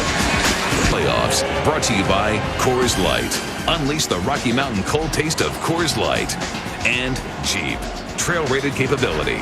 Only in a Jeep 4x4. Reggie Miller has lit the crowd at Conseco Fieldhouse. His 19 points is a playoff high so far this season. 6 out of 9, 3 of 5 from outside the arc. Remember, he ended the second quarter with a 3 at the buzzer. The last one he shot had everybody standing the entire time out. You take a look, all-time postseason ranks. First in 3-point attempts and makes, and closing in on 2,700 points. Look at those points. That's a career for a lot of people. Sure is. Check in with Doris. Well, Brad, it was just 4 years ago when Reggie Miller was in the NBA Finals, fell 2 games short of an NBA championship. Donnie Walsh talks all the time about how he was willing to forego his ego, become deferential to the young superstars. Reggie said, I could have been a reluctant superstar and fought the transition, but for this franchise to remain on top, someone had to defer and step back. It happens every day in life. I was ready to do it. Donnie Walsh says, outside of David Robinson, he's never seen a player so willing to accept his role. Well, last year, Reggie had career lows, at least since his rookie year. He averaged 12.6 points a game last year. He upped it to 13.3 this year. And it had only been 10 points in the playoffs so far, but tonight it's breakout night for Reggie Miller on his home floor. Still a 9-point game if the Heat can find some offense. And it's not like Reggie's gotten a ton of easy looks. And he forced that one before halftime, got it to go. He's created shots for himself with his presence out there. 121 playoff games without an NBA title. Nobody has been with a team more than Stockton and Malone were with Utah, and then Reggie's next in line in his 17th year here in Indiana. That foul was on Tinsley, his second, as Wade was going through traffic. But Caron Butler is having a nightmare night. He just got a rhythm. Artest goes up and got it. And he's fouled. And there you see the strength of Artest. He just caused the contact himself, jumping into the Miami Heat player and being strong enough to finish. It's almost like he's waiting on him. Yeah, you see here, they're coming down. He's going to get the ball and watch him just jump in to Odom, cause the contact, and still have the strength to make the basket. And to make matters worse for Odom, that's his 4th foul. And Artest will go to the free throw line. 13 for Ron. And Lamar will sit with his 4th personal. Yeah, I had a chance to talk to Chuck Person, the rifleman. Last time I was here in Indiana, he told me they had to drag Ron Artest off of the court this year. He just called him a man. He said the guy ran through fatigue, would run through fatigue, work all day long, 3 or 4 hours a day in the gym. They had to literally beg him to get off the floor. Well, the guy had ligament surgery on his thumb, and he only missed 5 games. A lot of guys sit out about 6 weeks with something like that. Pass inside. Malik Allen made a tough catch and had to get a shot off, and then the follow on the miss. And finally, Caron Butler is off the snide. Well, Indiana did everything right there in the defensive end. They just forgot to box out, and Miami gets the offensive rebound. That's Caron Butler's first field goal in the last 31 minutes of playing time in this series. O'Neal missed on the turnaround, and Allen comes up with a loose ball.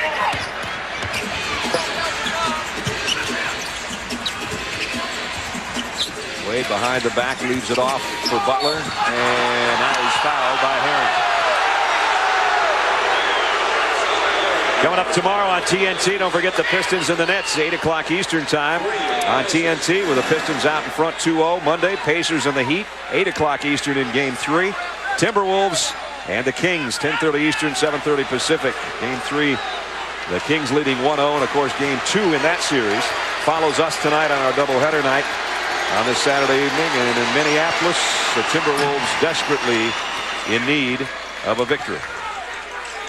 And Joe Forte is not going to look over at that sign. I'm pretty sure Joe can read the bottom line.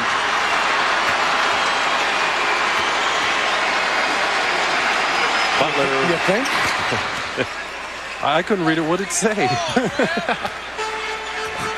Both free throws. It said something Butler. at the bottom of it. 7-point game.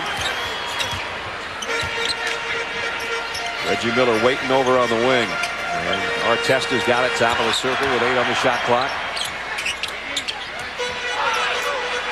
Now 3. Artest going to have to take it from the baseline. Forces one up, and it goes. You talk about living right.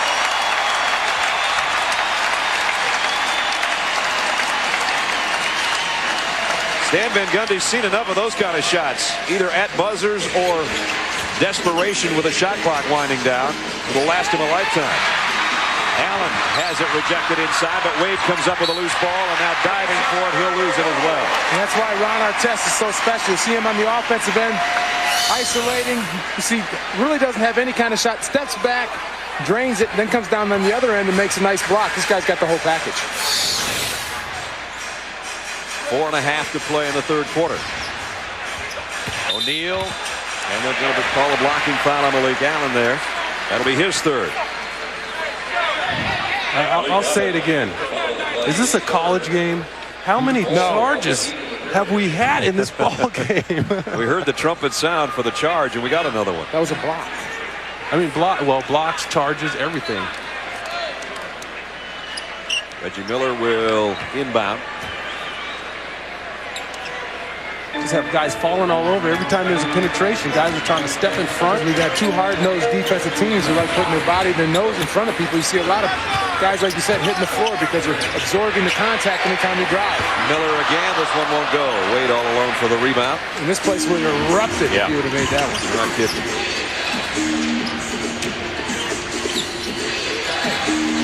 Boy, tell you what, Pacers know where Wade is on the court at all times. Brian Grant just strong arms one inside. That's only his second field goal. They may know where he's at, but they can't do anything with him. They even try to trap him. He's so strong, he either gets around it or splits the double team and finds his teammates.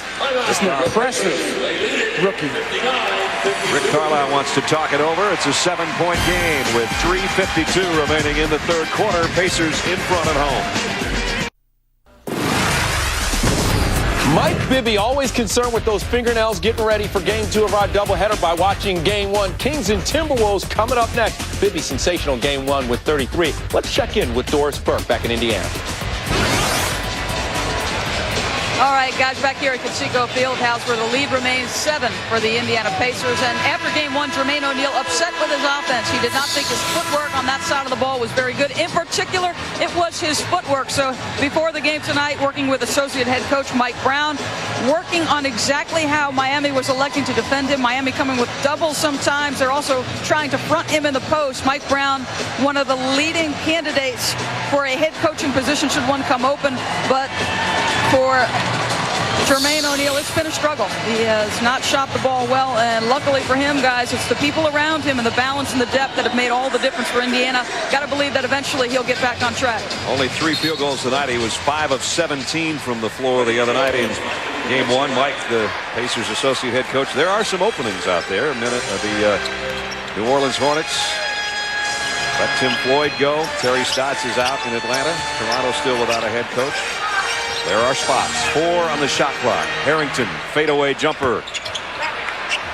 Malik Allen up there to get the rebound. Good to see Bibby cutting those nails, because some of those guys out there are like lethal weapons with those. Yes. I tell you what, Bibby's been a lethal weapon so far in the playoffs. Really has stepped up, having huge games. Return to that form he showed 2 years ago. And now Wade goes down. And Artest goes the other way. 17 for Artest. Lead swells back to 9. Artest with 9 and Miller with 8. They've got all 17 of the Pacers' points this third quarter that has 3 minutes left. Allen. And you know the Heat doesn't want to live on Malik Allen taking jumpers out there, but they've got to find somebody. They look like they've lost a little bit of energy here to end this third quarter. The Heat have to pick it up and try to get a flurry going into fourth. Great wraparound pass by Tinsley, and O'Neal finished it off. The only problem is Jermaine looked like he landed kind of funny, and he's limping up court right now. That's his first field goal since the first quarter. But you see the effort by the Miami Heat. First off, on the offensive end, they're all standing around. And then on the defensive end, they allow Jermaine O'Neal to go along the baseline to get an easy dunk. Not typical the way they play. Allen misses 2 in a row. Artest the rebound. The lead is 11. 2:07 remaining in the third quarter. Probably not what Stan Van Gundy wants is Malik Allen coming down and shooting 217 from the I don't think so. O'Neal and Allen get tangled up. And the foul's going to be on Malik Allen. That'll be his 4th. That previous possession, Jermaine O'Neal able to go along the baseline. Little pick and roll here. Great pass by Tinsley. You see no one at the rim to even challenge Jermaine O'Neal. You look at that play, you can see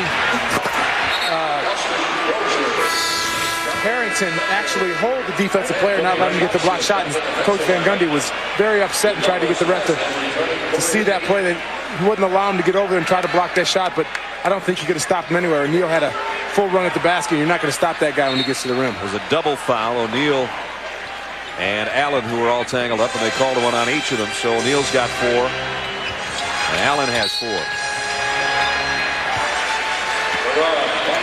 And now Caron Butler picks one up. Jermaine O'Neal still kind of favoring the front of his thigh after landing on that dunk, and sits down with his 4th foul. Jermaine looking forward to what he hopes is that the Pacers will have a 2-0 lead as they head to Miami for Game 3. But he has a place on the water down there, and the South Beach effect. South Beach. He says, I'm just going to sit back and listen to the ocean and get ready for Game 3 and 4. And we'll be down there for Game 4 next Wednesday.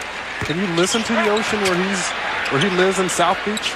I think he's probably going to hear some little salsa action going on more than the waves probably. South Beach will get you every time. Hey, that's Thunder's old stomping ground. So, you know, I'll take care of you guys. Don't worry. Good. We need some guidance. 5 on the shot clock. Udonis Haslem, pretty nice move to work his way to get fouled by Harrington. Let's check in with Doris. Brad, just an update on Jeff Foster, who remains back in the Indiana Pacers locker room. He has a bruised right hip. He will not return to Game 2, guys. Okay. Jeff kind of does the dirty work for the Pacers, the starting center. And again,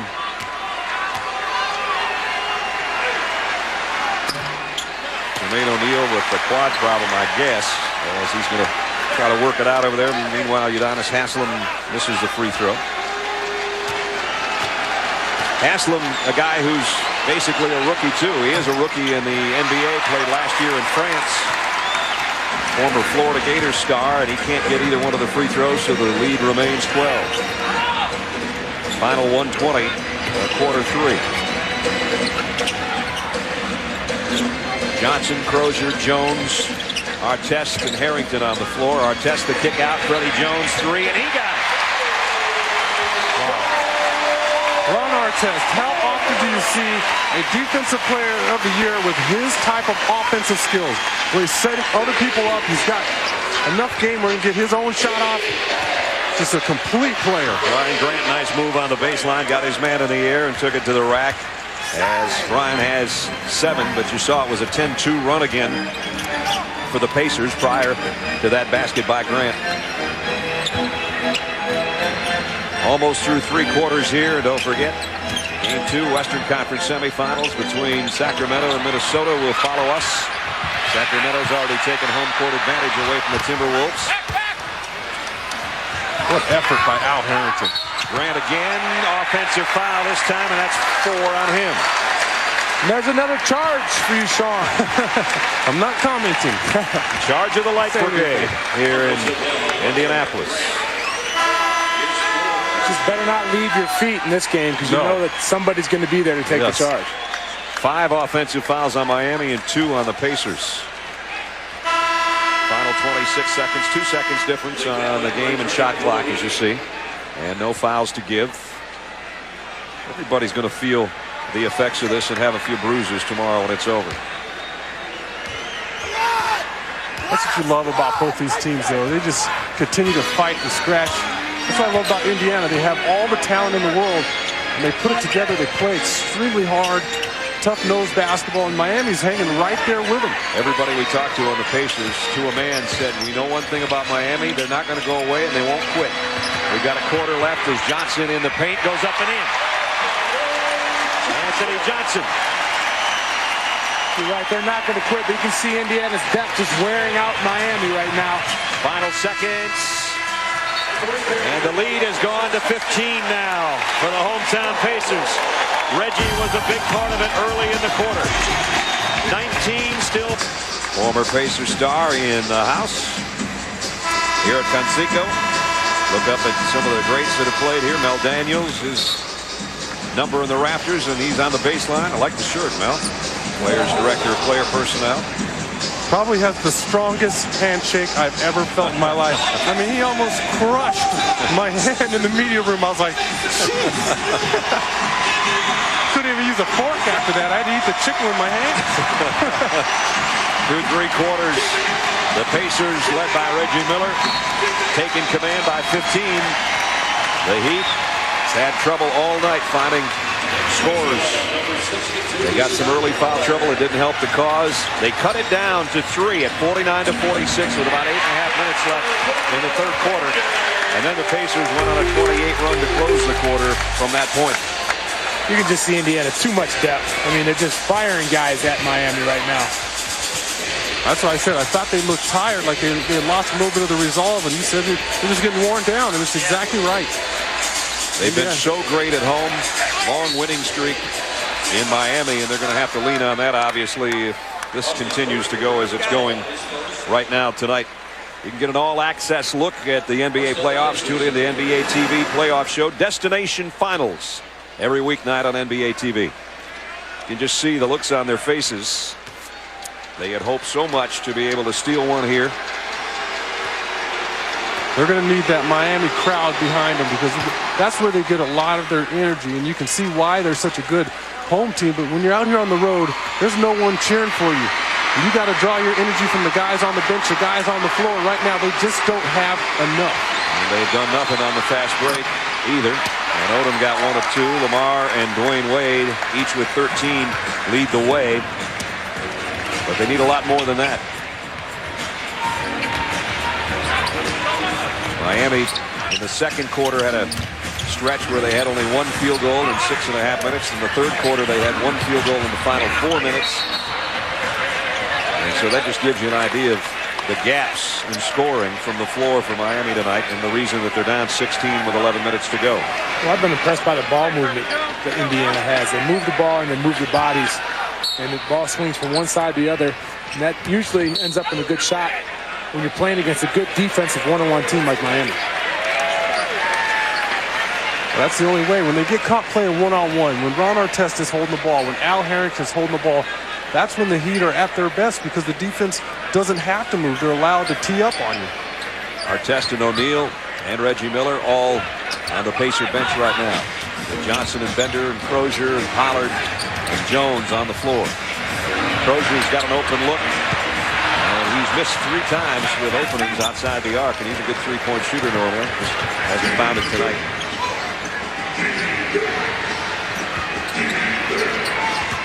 Alston packs it inside to Haslam, and he's fouled. Good job by Haslam there, flashing up to the high post from the weak side. Alston making a nice delivery. Haslam going to the free throw line. I like the footwork. Catching the ball in the lane. He stepped right through. It was a Scott Pollard, went right around him. Udonis Haslam back at the line where he missed his last 2. And got that one.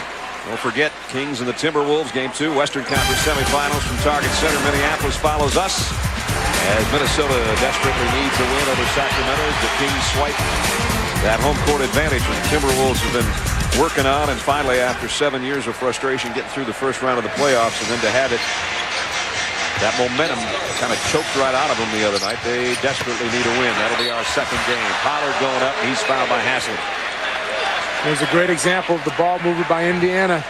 Crozier with a bullet pass to Pollard underneath. He gets fouled. So Scott Pollard, who came to the Pacers in the Brad Miller transaction, played 23 games with Sacramento last year, has had injury problems. His lower back was a big concern last year when he was with the Kings. Hasn't seen much time so far in the playoffs, but he'll go to the free throw line in his 7th year out of Kansas. That'd be a good look for you, Sean. You should try that look. I said on previous telecasts, he has the Amish look going. His brother Hezekiah Pollard. Well, he changes almost daily. Not only sometimes the hair color and the facial hair to boot. He got one of two. I think it's time to change again. Could be. Unless, of course, he wants to make his own furniture.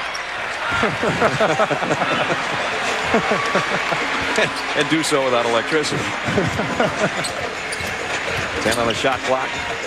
Here's Crozier. Now, you can't get more open than that. And finally, he got it to go. Timeout, Miami.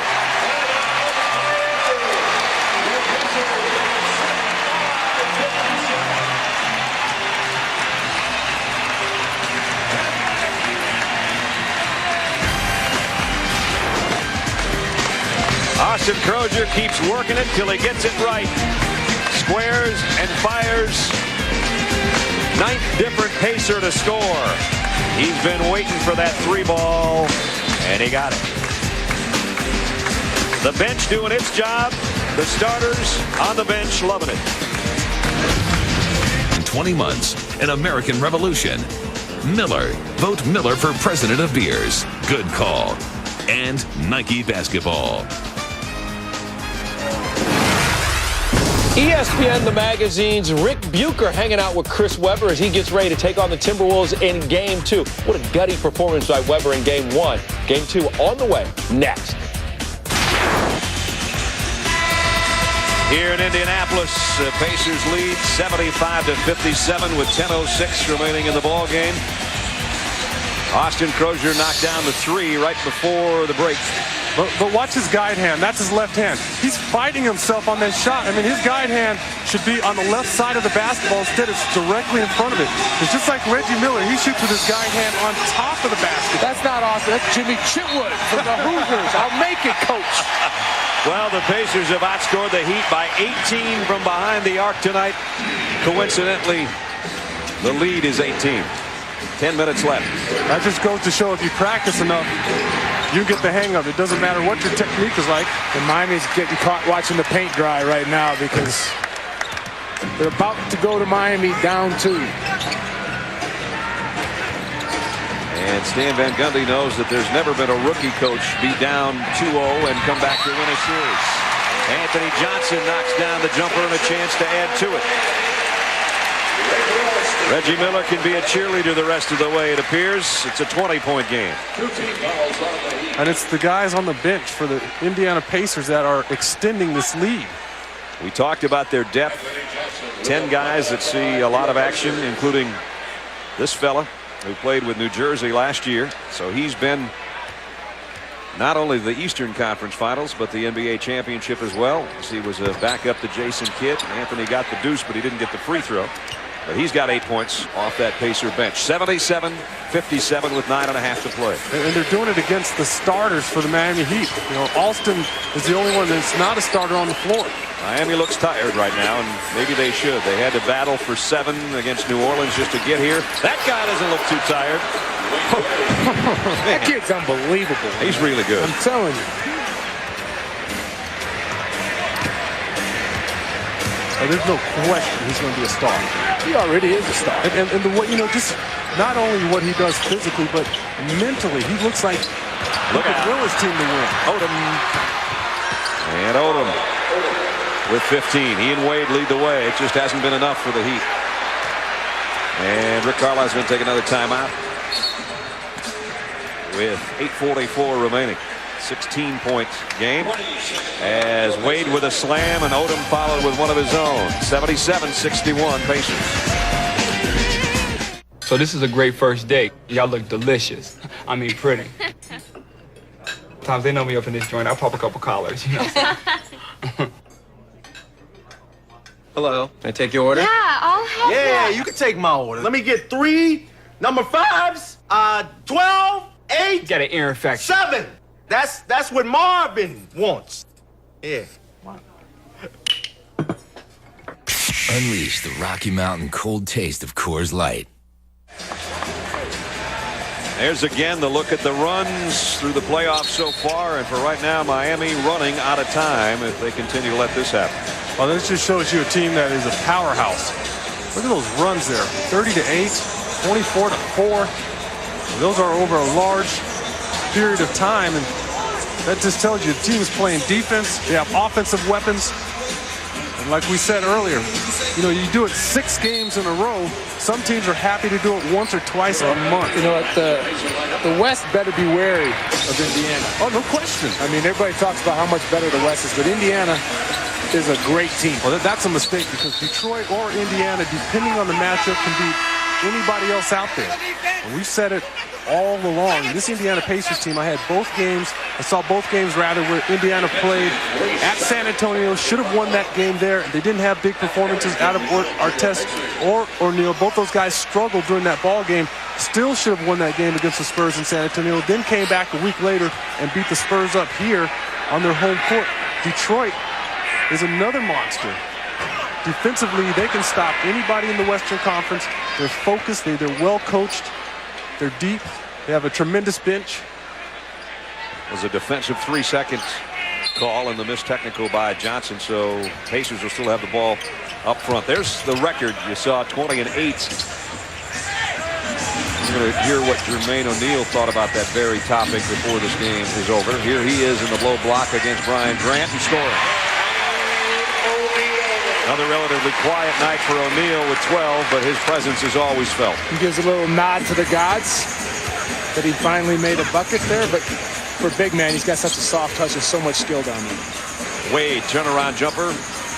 Odom keeps it alive. Another offensive rebound for Lamar. Trying to tip it. He's going to have double figures in offensive rebounds if he stays there too long. Did the Moses Malone. Toss it to yourself off the glass. There you go. 17 points and 11 boards. 7 of those rebounds offensive for Lamar Odom. He's still hanging around, down 16. Moses was ridiculous, so he'd get like 5 offensive rebounds on 1 possession. Here's O'Neal going inside, and he's fouled. We talked about how the Pacers have done against the West. Here's Jermaine O'Neal's thoughts.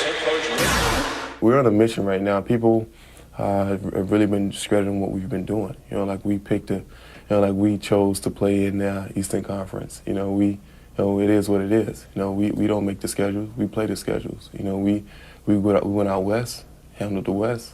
You know, but nobody talks about that. Everybody talks about us playing in the Eastern Conference. We don't care who we play. And we play a 7-game series. We can beat anybody. Eddie Jones missed. There was a technical foul on Rick Carlisle as we were hearing Jermaine O'Neal. I thought the thing that was the most revealing is not what he said. It's that little smile and where he timed it and when he said it. He knows they're good. Well, you can see they got a bunch of confidence. They really do. This team that has put together a puzzle that, you know, O'Neal's a third in the MVP. You got Artest, who's the defensive player of the year. You got great role players coming off the bench. You got Reggie Miller. You got Reggie Miller, who's been there and can take over a game at any time.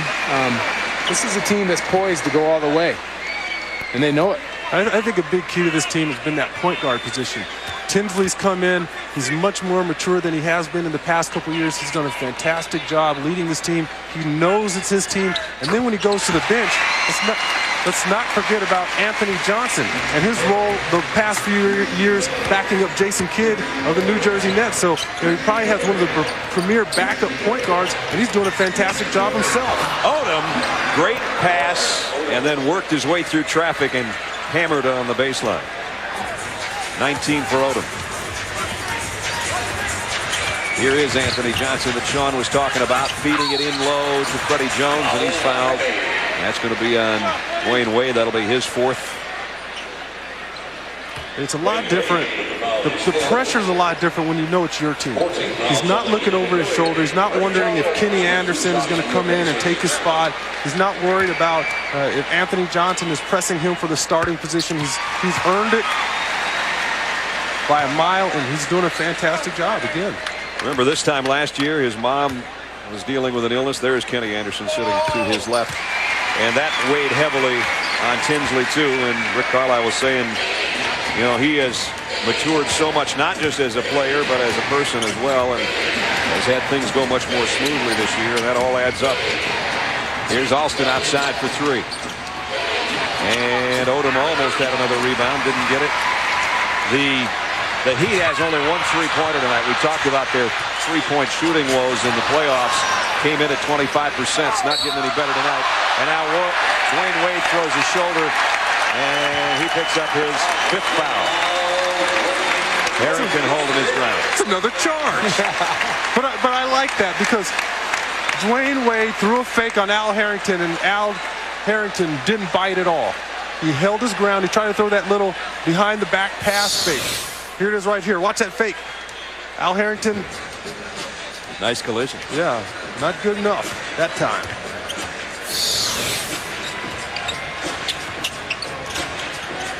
O'Neal and Grant still battling it out here with 6:35 to play. 6 on the shot clock. And Alston almost had a steal, and now Bender goes up, but he's fouled by Grant. And that is it for Bryant.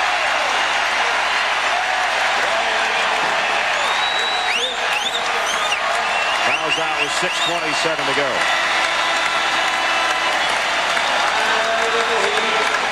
And what big man they have, and he's not that big, is gone. No, good effort by Bryant. Undersized, overmatched, playing against all these big guys. Not feeling 100%, never talks about it, but just a true warrior and give you 100% every time he plays. Jonathan Bender at the free throw line. And now Tinsley does come back in. Anthony Johnson goes out.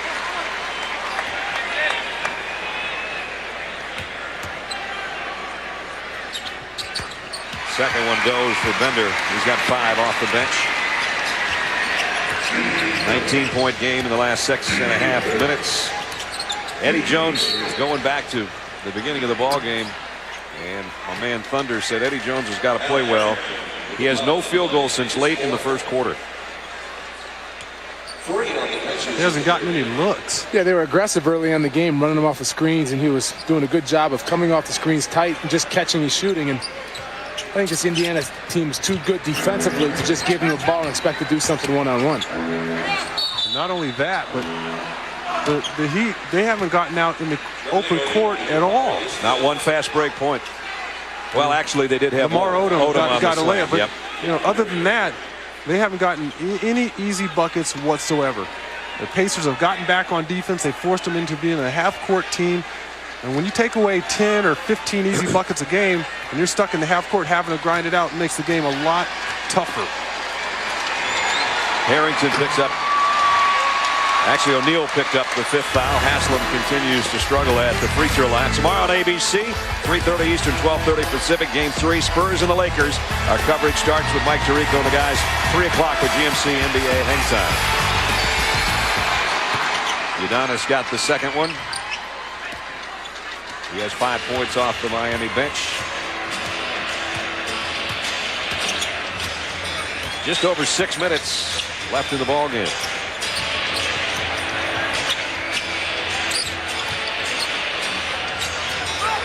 O'Neal draws a double team from Odom.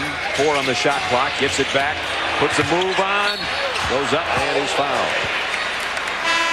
And that's going to be on Odom. And that'll be his 5th. Jermaine O'Neal will be at the free throw line when we come back with his team leading 84-66. You're watching Mike Bibby averaging 25 points in the playoffs, Greg Anthony. You know, he's picked it up offensively. He's a pure point guard, but with the absence of Bobby Jackson, they need his offense. We'd love to hear from Stephen A., but he's eating ice cream. Let's go back out to the game. Good for him. I'm glad somebody's getting some nourishment. 84-66. As we take a look at our Chevy game track in this one. Guy that seems to always be on track when it counts, Reggie Miller. The three-pointers going. That one at the end of the second quarter. He has 19. Hasn't had to play much in the second half. Austin Crozier helping the bench to a 33-12 advantage over Miami. And the fast break points, Lamar Odom had that one slam on a steal. Otherwise, Indiana with the edge in that as well. So it's all Pacers right now. They lead by 18 with 5:52 remaining. And Jermaine O'Neal at the free throw line.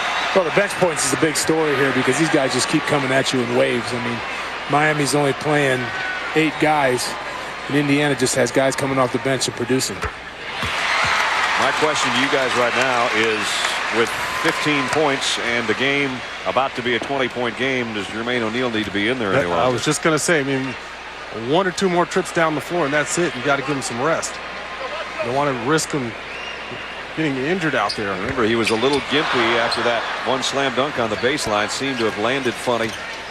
And you would think maybe the next stoppage of play, he's gone and ready to go down to that place in Miami and wait for game 3. Yeah, I agree. Or maybe just trying to get him on track a little bit because he hasn't played well in these 2 games. But I agree with you guys both. He should probably get out of there, not risk any type of injury. Wade leaves it over. Haslam missed in close. O'Neal got the rebound and somehow got the outlet out to Tinsley. Falling down on the baseline and threw it the length all the way out to midcourt to Tinsley. And timeout taken by the Pacers. And Freddie Jones, the guy holding his left elbow as he goes to the bench. 5:19 left, 85-66 Indiana. Well, a great shooter, but there aren't many better than the one we saw tonight here. The wily old veteran. In 2000, the Pacers were an older team then. You remember some of those faces? We saw Rick Spitz in the crowd, Sam Perkins. Now you come in, and this is kind of what Doris was talking about. The average age of the Pacers here in 2004, 4 years later, not even 25 years old, and Reggie has given up some of his scoring to help those young guys come along. But he's still the man that's part of our Sprite Mad skills tonight, because at age soon to be 39 in August, he lit up the crowd and lit up the Heat tonight. 19 points. He's been the man. A lot of Miller time this evening, and he just keeps finding the bottom of the net.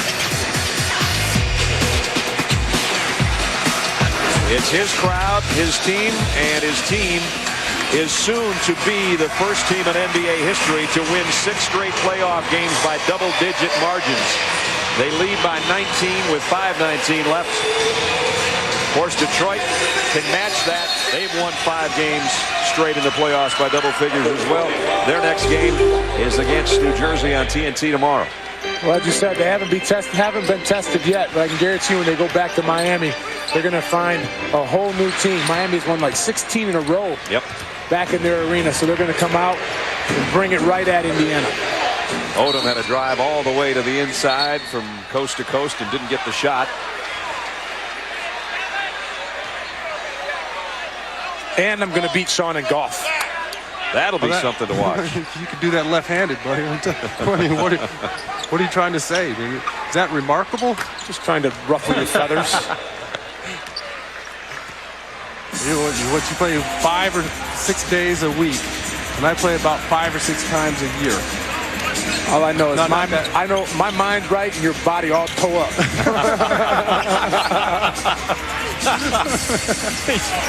But the spirit's still with you. Artest on the outside. That's 20 for Artest, so he'll take top scoring honors probably in the ballgame, as he did in game 1 with 25. And Reggie's sitting with his 19, so that's about the way it's going to end.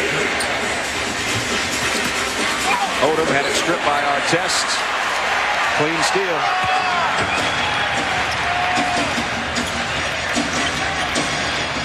Well, Miami's got to find something to bring out of this game that's positive. They could do that going home with, like Dan said, winning 16 in a row in their own arena. Well, the only thing positive is they are going home. I mean, they've run into a buzzsaw. First of all, it's a hard place to play. Second, Indiana's got the best record in the league. They got a deep bench. Reggie has a great game. I mean, they just had no shot. And they had that early foul trouble, and now the foul trouble is finished for Brian Grant, Lamar Odom. They have both fouled out. Well, at one point, I don't know what the bench scoring is now, but it was 33-12 just a few minutes ago in favor of Indiana, and that just goes to show, like you said, just too deep, too talented, too physical. Indiana Pacers are a team to be reckoned with. And remember, they tied Minnesota for the best road record on the regular season, 27-14. So even though they know they're going into a very, very tough place, whereas Dan said 16 straight for the Heat, this is just going to bolster their confidence even more. 6 straight wins in the postseason, and all in decisive fashion. And now technical, as Tinsley and Haslam get tangled up.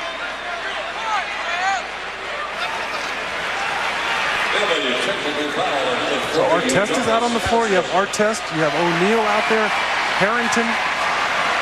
About time for these guys to take a seat. I think so too. Udonis Haslam has been teed up. All this for Jermaine O'Neal. Go back to the free throw line is a little bit of a stat patter for him. He's hit 5 of his last 6 from the free throw line. Misses that one.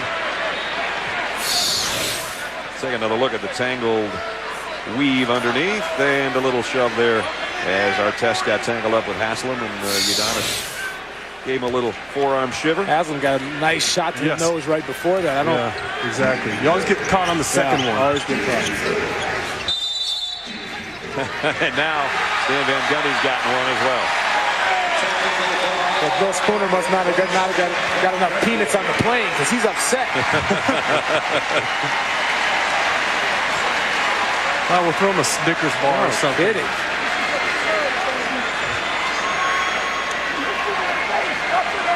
So just what we need is a game elongated by free throws.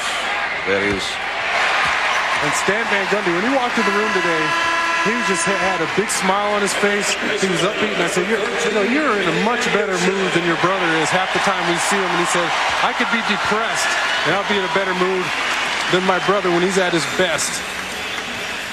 Not going to have that smile when this one's over. But they've done a remarkable job just to get to this point.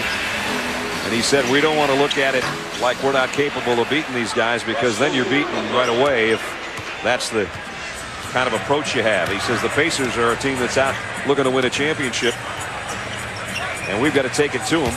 And if we don't play with that same intention, then we're going to get blown out. Kenny Anderson has got blocked by Malik Allen inside. And his brother, just for people that don't know out there, Jeff Van Gundy of the Houston Rockets. Is his little brother. Don't forget, Kings and the Timberwolves following us in about 3 minutes. O'Neal on a fadeaway. Allen gets a shoulder in there and has a collision down low with Anthony Johnson. 3:02 remaining.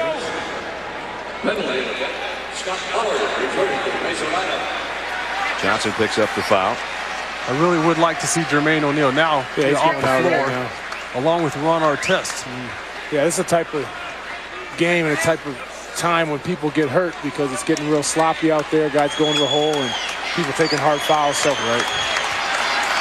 Jermaine O'Neal is taking a seat tonight. Not a great game for him, but you know what? They got the job done. They got the 2 wins here.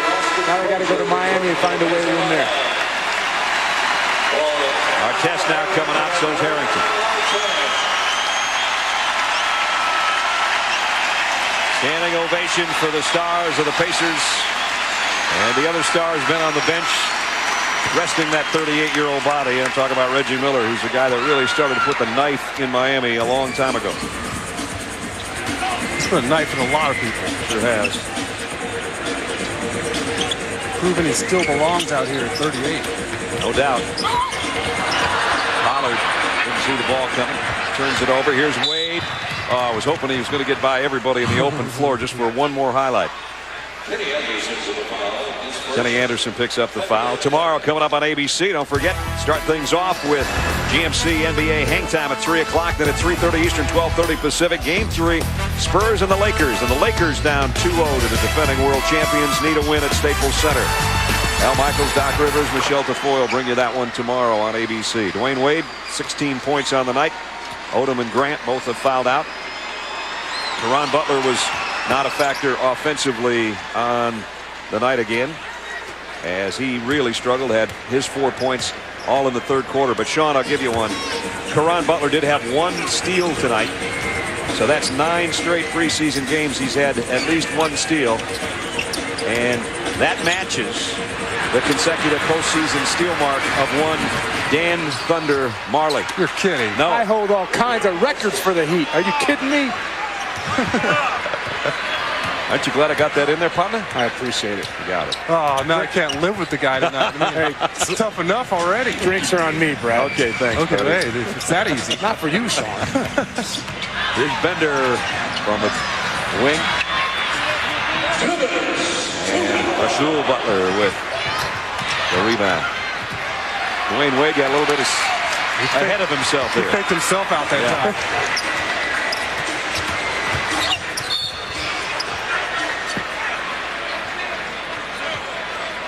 See Anthony Johnson trying to force himself in that little seam there.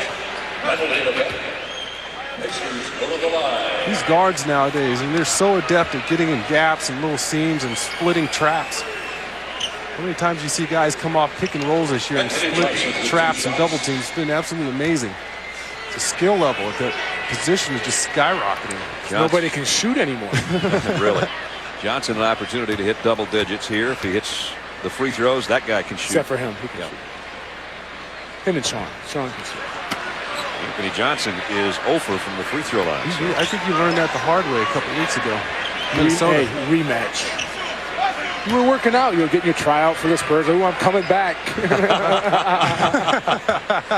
Yeah, that's why he had his stroke down. Look out, world. I'm coming back. He didn't have his legs, though, I'll tell you that much.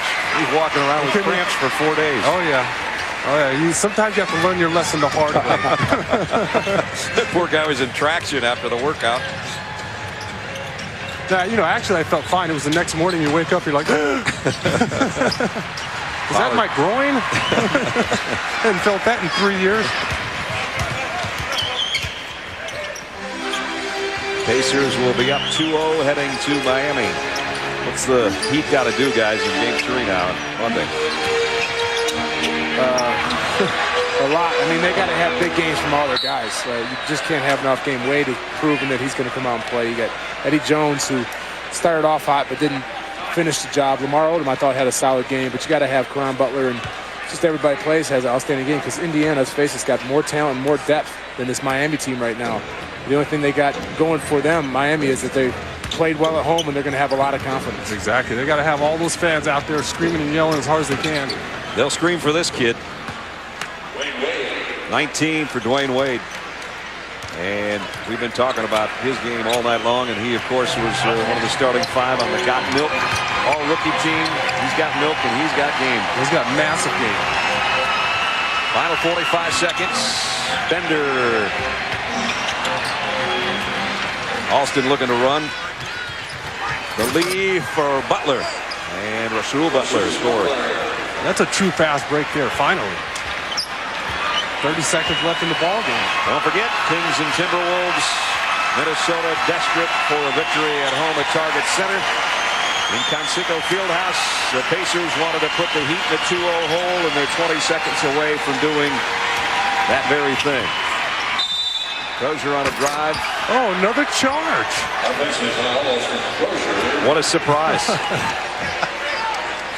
Got to be a dozen in this game. The lead is 11, and they walk the other way, and I may have spoken too soon about the double-digit victory. We have drama. Could be. That's if the Heat hits a shot. If not, it'll stay in the record books. Malik Allen, it's going to stay in the record books. 6 straight by double digits. Perfect 6-0 so far in the playoffs. A win even more resounding than the score would indicate. Pacers win 91-80. Don't forget, Kings and the Timberwolves are coming up from Minneapolis next. 2-0 as they head to Miami. That's going to wrap it up for Sean Elliott, Dan Marley, and Doris Burke. I'm Brad Nessler. Good night from Minneapolis. Kevin Frazier back in the studios, and then we'll take you to Target Center. Good night, everybody.